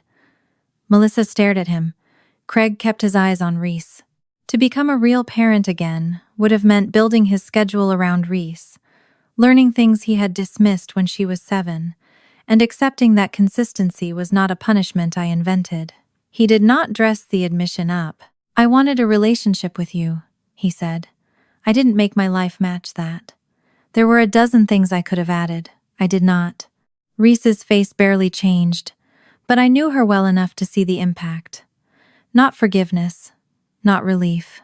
Something closer to the pain of finally finding the correct label for a problem after years of testing the wrong ones. Melissa saw it too, and that was when she escalated. She leaned forward and told Reese not to confuse Craig, admitting failure now, with him having been more honest then. She said he was good at waiting until someone else carried the consequences, and then sounding thoughtful about it years later. She reminded Reese that Craig had called support an excuse, that he had agreed to send her away, that he had spent years treating fatherhood as optional. Craig said Melissa was the one who had needed Reese gone so badly she made the first call. Melissa said she had been trying to survive him. Craig said she had kept choosing convenience long after he moved out. The old fight began rebuilding itself with astonishing speed. Then Melissa turned it toward me. She said none of them could talk honestly while pretending my role had been neutral. She called what I had done parental alienation again. She said I had made every contact pass through me, judged every imperfect attempt, and trained Reese to see me as the reliable mother while her real parents became interruptions. The phrase hit harder in person than it had through Reese's summary. No court had found that I had alienated Reese from either parent. The custody order had been entered by consent. Melissa and Craig had retained parental rights. Both had been able to seek changes. Melissa was using the phrase as an accusation, not reporting a legal finding. But accusations do not need legal force to find the place where you are already uncertain. I had filtered calls. I had decided some possible visits were too unstable to tell Reese about. I had stopped chasing parents, whose silence I believed was an answer. Melissa knew those facts now, and she pressed on them. You liked being the good mother, she said. My entire body tightened. I remembered canceled lunches, dates Craig never sent, a stale cereal box bought for a mother who might come, and the old duffel slowly moving from beside the bed to the back of a closet. I could have buried Melissa in ordinary detail, and for one terrible second, I wanted to. I wanted Reese to hear every missed call again. I wanted Craig and Melissa to feel how small their efforts looked beside the daily life they had left me to carry. I wanted to prove that whatever mistakes I had made, I had earned the right to be the person Reese trusted most. Then I understood what that desire was asking me to do. Make Reese choose, not between mother and father this time, between them and me. The same trap, with a different arrangement of names. I let my hands relax. Melissa was still looking at me, waiting for the fight she knew how to have. I did not give it to her. Reese turned toward me. Did you ever tell Mom she couldn't file to change the order? No. Did you ever tell Dad that? No. Did you require advance plans before visits? Yes. Did you sometimes keep last-minute requests from me? Yes. The answers were not flattering or defensive. They were simply mine. Melissa started to interrupt, but Reese raised a hand. Then Reese asked whether I knew for certain that either parent would have become consistent if I had handled those requests differently. No, I said. Do you know for certain they wouldn't have? That one hurt more. No. Reese nodded. Melissa looked frustrated by the answer, as if my uncertainty denied her the villain she needed. She asked me to tell Reese how difficult Craig had been. Craig immediately told me to tell Reese how often Melissa had asked me to keep her longer. Both of them turned toward me. 15 years earlier, I would have stepped between Reese and the conflict. That evening, I stayed in my chair beside her. This is her life, I said. Ask her, and accept whatever answer she gives you. The room went still. It was the least helpful thing I had ever said to either of them, and that was why it mattered. Without me available as witness, prosecutor, shield, or alternate defendant, Melissa and Craig had nowhere to send the argument except back where it had always belonged, to themselves. For the next several minutes, pressure made the old pattern automatic. Melissa accused Craig of making the original home impossible. Craig reminded her she had packed Reese's clothes. Melissa said he had wanted quiet. Craig said she had been relieved when Reese stayed with me. Melissa said he never defended his daughter. Craig said Melissa was the one who kept asking for more time. The details changed, but every uncomfortable fact was picked up and placed in the other person's hands. I had watched versions of that exchange when they were married, when Reese was young enough to think adults were arguing because she was difficult. Now they were asking their 22-year-old daughter to judge which one had been less responsible for leaving her. She did not interrupt immediately. That surprised me. She watched. Craig's voice grew quieter as the argument continued. Twice he started to blame Melissa and then stopped himself. Once, when she said he had abandoned Reese the moment he refused to challenge the custody arrangement, he looked as if he wanted to retaliate, then said only that he should have challenged more than he had. Melissa did the opposite. The more Craig accepted, the more urgently she seemed to need his acceptance to become evidence for her innocence. She said his confession proved what she had been telling Reese all along. Reese asked how. Melissa said if Craig admitted he had refused to change his life, then surely Reese could see who had created the situation in the first place. Craig looked at her. So my failure makes yours disappear? Melissa's face flushed. She said she had been the parent trying to hold the household together. Craig said she had held it together by removing the child who required both of them to change. The sentence landed hard enough that even he seemed surprised by it. Melissa stared at him. I remembered the school meeting. Support versus excuse. Accommodation versus discipline. A 7-year-old described as the person running the whole house because the adults around her could not tolerate how much adaptation parenting required. 15 years later, the language was more sophisticated. The structure was almost identical. They were still trying to move discomfort somewhere else. Only Reese refused to receive it. She finally opened the legal pad. There were no columns labeled Mom and Dad, no score, Just dates and a few questions. She looked at Melissa first and asked whether she regretted leaving her. Melissa said yes immediately. Reese asked whether regret had ever become a sustained plan to parent her again. Melissa began explaining why it had not. Reese stopped her gently. I'm not asking why yet. Melissa's eyes filled again. No, she said. Reese turned to Craig. Did he regret staying away? Yes. Had he made real attempts to see her at different points? Yes.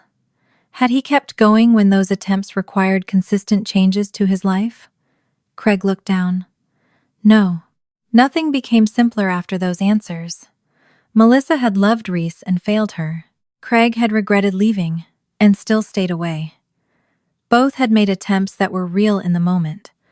Neither sustained them when parenting demanded inconvenience, conflict, or change. My own choices belonged inside the history, too. I had sometimes crossed from protecting Reese into deciding what she should know. That mattered.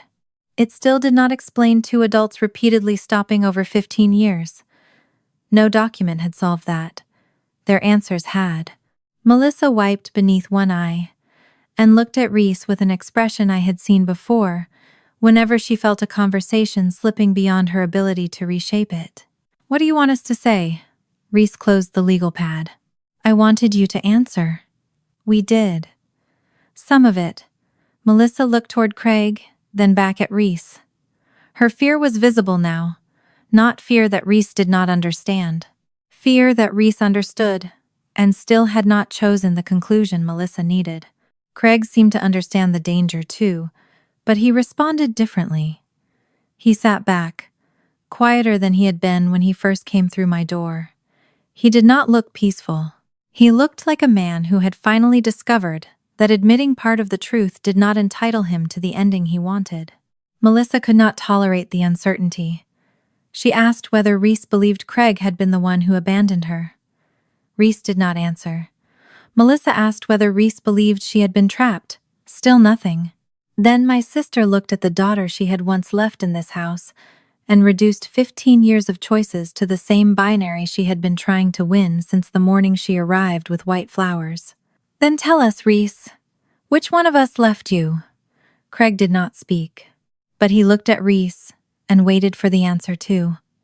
Reese looked at her mother, then at her father. That's the problem. You still think there has to be only one. For several seconds after Reese said it, no one moved. Melissa's face tightened, as if Reese had answered the wrong question. Craig looked down at the table. I stayed where I was, because the whole point of the last week had been learning not to rush into a silence just because I knew how. Reese looked from one parent to the other. You both left, she said. You just left in different ways. There was no satisfaction in her voice. No triumph. She was not punishing them with a clever line. She sounded tired, which somehow made the truth harder to argue with. She told Melissa that being overwhelmed did not erase the choices she made while overwhelmed. Melissa had been the one who called me and asked me to keep Reese for a couple of weeks. She had been the one who kept extending the arrangement. She had agreed to the custody order. Years later, when she had her own apartment, her own income, her own insurance plan, and a legal path to ask for more time or a change in custody, she had still stopped at wanting, missing, considering, hoping. Then, Reese turned to Craig. She told him that refusing to make the practical decision did not make him less responsible for it. He had watched Melissa pack the bag. He had driven the car. He had stood in my driveway and said their 7-year-old daughter would never amount to anything if people kept making things easier for her. He had signed the same custody order. Later, he had contacted me when it suited his schedule, resented the conditions required for consistency, and then treated his own withdrawal as evidence that someone else had blocked him. Craig opened his mouth, but Reese lifted one hand. I'm not saying Mom did less, she said. I'm saying you don't get to turn doing nothing into innocence. He closed his mouth again. That was the moment I saw the difference between the two of them most clearly. Not in what they had done 15 years earlier, in what they could tolerate hearing now. Craig looked ashamed. Melissa looked cornered. Neither reaction repaired anything, but they were not the same reaction. Reese did not let that difference become another contest. She said she believed both of them had regretted things. She believed Melissa had cried over her. She believed Craig had sometimes wanted to see her. She believed there had been moments when each of them imagined doing better. But regret is not parenting, she said. Melissa flinched. Reese went on before either parent could use the word regret as a defense. A voicemail did not get a child ready for school. An intention did not sit through an appointment. Missing someone did not create a stable weekend. A support check helped pay for groceries and clothes, and keeping a child on health insurance mattered, but neither one did homework, waded through a meltdown, learned what made a morning easier, showed up after a canceled plan, or built a life around the fact that a child depended on you. I felt those words in my chest, but I did not let them become a compliment to me. Reese was not awarding me first place. She was defining the difference between feeling something and carrying responsibility. For years, that distinction had lived inside our house without being named. Now she named it for the people who had spent 15 years trying to use one as proof of the other. Melissa's eyes filled. She said she had loved Reese every day. Reese nodded. I believe you. The answer seemed to surprise Melissa. Then Reese added, That's why this is harder. Love was there. You still left. Melissa looked down at her hands. Craig rubbed one thumb across the edge of the table. He did not argue. Reese took a breath and glanced toward the front hall. I knew what she could see from her chair. The doorway where she had first come in carrying a duffel bag. The office where she had once stood with a spelling sheet pressed against her chest. The small stretch of wall where school backpacks and winter coats had accumulated over the years. Then she said the thing I had wanted her to know since she was 7, but had never been able to give her in a way that would reach the place that needed it. The patent doesn't change what happened. Melissa looked up. Craig did too. Reese said she knew the business articles made it easy for people to tell the story backward now. Difficult child gets abandoned. Difficult child grows up. Difficult child becomes successful. Parents were wrong because the child later became impressive. That's not why you were wrong, she said. Her voice shook on the last word, but she did not stop. If I had grown up and never built anything anyone wanted to buy, you still would have been wrong. If I had an ordinary job and still lost my keys twice a week and needed 3 alarms to get out the door, you still would have been wrong. I did not become worth keeping because a company wrote a large number on a contract. Melissa began crying quietly. I looked at Reese and remembered her at 8, checking boxes on a morning list, and then standing barefoot in the kitchen because she had checked off shoes before putting them on. I remembered her at 15, 23 minutes late to a competition deadline, and crushed because no adult could rescue her from the clock. I remembered her at 19, saving money for a patent filing instead of replacing an aging car. None of those moments had made her more worthy than the 7-year-old sitting beside a packed bag, waiting for parents who never came. They had only made her older. Reese continued, I became who I am after what you did, not because what you did was acceptable. The room stayed quiet. The patent had brought Melissa and Craig back to the door. It had not created Reese's value. That had never been theirs to grant. Craig was the first one to speak. He said he understood. Reese shook her head. No, I think you're starting to. He accepted the correction. That mattered. Not enough to repair 15 years. Not enough to make the word father feel natural again. But enough that Reese did not close the door completely. She told Craig that if he wanted any relationship with her, it would be slow. He would not call every day because guilt had suddenly made him urgent. He would not show up at my house or her apartment without being invited. He would not use every conversation to explain why Melissa was worse or why I was difficult. If he wanted to know her now, he would have to learn to stay in a conversation after the part that made him uncomfortable. Craig asked whether that meant he could call. Reese thought about it. Not yet, she said. I'll reach out. His face changed, but he nodded. She added that if he responded to that boundary by disappearing for another year, she would treat the disappearance as his answer. Craig looked down. I understand that. This time Reese did not correct him. Melissa had been listening with a tight expression that became harder to read with every sentence. When Reese turned toward her, I watched my sister straighten slightly, as if she expected the same offer. She did not get one. Reese said she was not willing to start a relationship with Melissa now. The words landed without drama. Melissa did not gasp. No one shouted. The consequence was quieter than that. My sister had come to this house, wanting her daughter back. Her daughter was telling her that biology did not restore a role she had left empty. Melissa said she had admitted she failed. Reese said that every admission still arrived holding someone else's name. Craig, Laura, the marriage, the custody order, fear, confusion. Every admission still gave the blame somewhere else to land. Reese said some of those things might be true. She was not demanding that Melissa rewrite the marriage as easy or Craig as kind. She was not asking her to pretend I had handled every contact perfectly. She was asking for one sentence that did not need a second person to carry the blame. If you ever want to try again with me, Reese said, you have to be able to say, I left without adding because Craig or because Laura. Melissa's mouth opened. The next word was almost visible before she said it.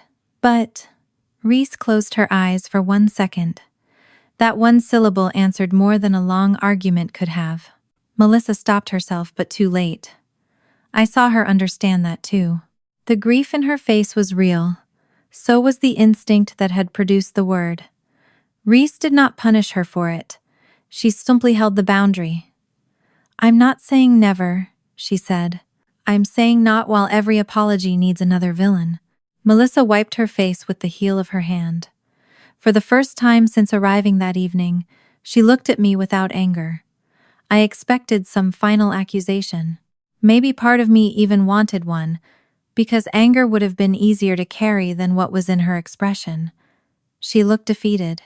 I did not feel victorious. There is very little victory in watching your sister lose a relationship she had once been trusted to protect. Craig stood first. He asked Reese whether there was anything else she wanted him to say before he left. Reese told him no. He looked at me then. For years, Craig and I had existed inside, opposing explanations of the same boundaries. To him, I had been the woman who made access difficult. To me, he had been the man who wanted access without enough responsibility attached to it. Neither of us needed to settle that argument anymore. He gave me a small nod. I returned it. Then he walked to the front door. Melissa remained seated another minute. She looked at Reese as if there must still be a sentence somewhere that could undo the last 15 years if she found it quickly enough. I recognized the impulse, because I had spent part of the last week fighting my own version of it. Eventually she stood. At the door, she turned back and said she was sorry. This time she did not attach a reason. It was not enough to change Reese's decision. It was, however, the cleanest apology Melissa had managed. Reese nodded once. Then Melissa left. I watched both cars disappear from my street at different times, exactly the way they had arrived the morning after the patent story went public. There was no spectacle in the way they left, only the quiet consequence of two adults learning that returning to a child's life after 15 years required more than proving the other had failed worse. When the second car was gone, I closed the front door. The house felt enormous. Reese stayed at the table. There were 4 water glasses, 2 coffee mugs, and a plate of crackers no one had touched. The ordinary mess of a difficult conversation sat between us. I began gathering the glasses, because doing something with my hands had always been easier than figuring out what to do with my feelings. Reese picked up the other 2. We carried them to the sink without speaking. That small act felt more intimate than an embrace would have. I had one apology left to make, and this time I knew better than to polish it until it sounded harmless. I'm sorry I decided some things for you that should have become yours once you were old enough to understand them. Reese rested her hands on the counter. I continued before fear could make me explain too much. I'm not sorry I required plans. I'm not sorry I refused surprise visits when you were little. I'm not sorry I made school and appointments stable. But I am sorry that I got so used to protecting a child that I didn't notice when protecting you, and controlling information stopped being the same job. Reese did not answer immediately. I let the silence stay. Finally, she said, "I still think you were right about a lot of the boundaries." I nodded. "And I'm still angry you didn't tell me everything." "I know. I don't know how long I'll be angry." "I know." She gave me the faintest tired smile. "You're getting very good at that answer." "I've had a stressful week." That made her laugh once. Not much. Just enough to loosen something in both of us. She did not forgive me with a speech. She did not tell me I had been the perfect mother she never had. I was grateful for that. Perfect would have turned our whole painful week into another story too simple to trust. Instead, she asked if I still had coffee. I told her I had made a full pot before the meeting, and forgotten to drink most of it. She poured 2 mugs. We sat at the kitchen table after everyone else had left, and talked about almost nothing for 20 minutes. The weather, a broken cabinet hinge in her apartment. Whether the takeout place we liked had changed its noodles. At one point, Reese checked her phone. I felt the old instinct to ask whether Melissa or Craig had messaged. I did not ask. She noticed. She did not show me the screen. That was how the relationship began changing back. Not by becoming what it had been, but by becoming something new enough to hold 2 adults. The next few weeks were uneven. Craig did not call. He followed the boundary. Once, after several days, Reese told me he had sent one short message, saying he understood she would reach out if she chose. He did not mention Melissa or me. Reese did not answer immediately. I did not ask whether she would.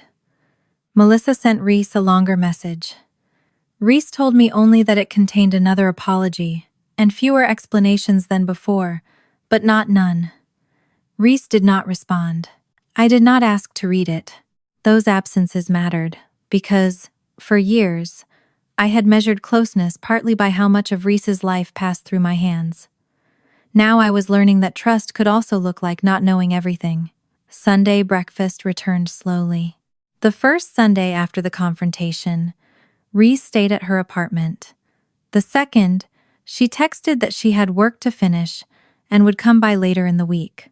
The third Sunday, at 9 to 10 in the morning, my front door opened without a knock. Reese still had the key. She came in carrying a paper bag from the bakery near her apartment, and 2 coffees, although she knew perfectly well I owned a coffee maker. "You buy coffee now?" I asked. "I sold a patent. I'm reckless." I took 1 cup from her. She put the bag on the kitchen table and immediately noticed a stack of mail I had ignored beside the fruit bowl. "You know, for someone who raised me on external systems, your current mail system is just a pile. My system is that I know where the pile is."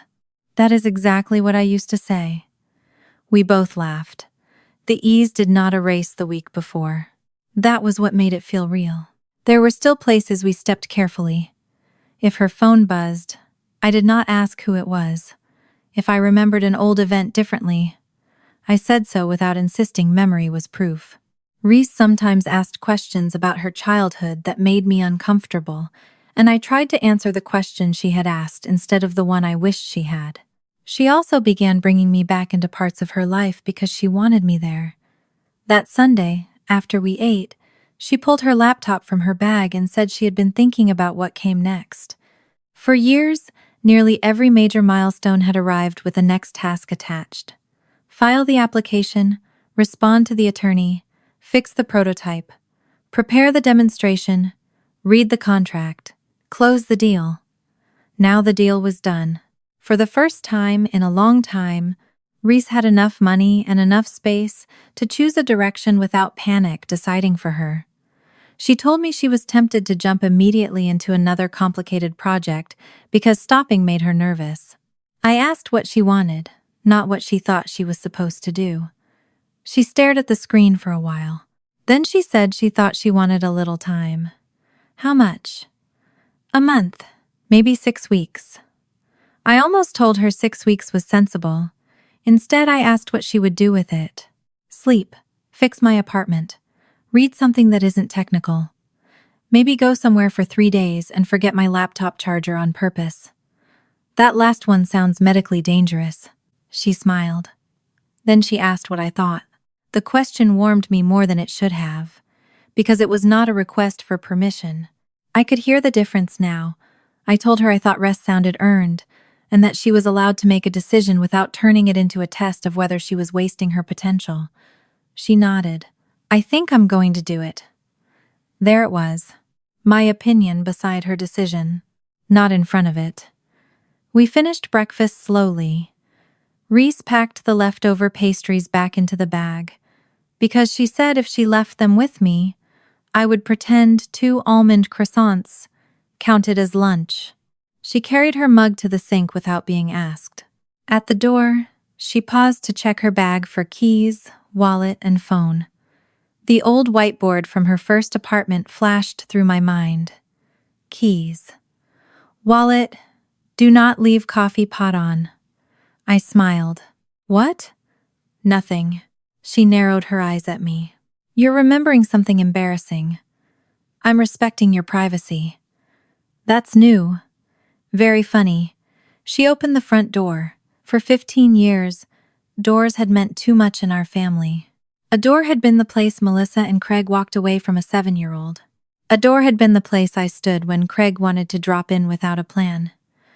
A door had been the place Reese walked through when she asked me not to follow. A door had been where both parents returned once the world learned her name. Now it was simply Sunday morning. Reese stepped onto the porch with a bakery bag under one arm and her own car keys in her hand. She had her own apartment to go back to, her own decisions waiting, her own relationships to define. She turned toward me before walking down the steps. Next Sunday? I said. If you want. She rolled her eyes. Obviously. Then she walked to her car. I stayed in the doorway and watched her leave, not because she had been abandoned and not because I needed to make sure she came back, but because she had a life of her own now, and she knew this was a door she could always choose to open again.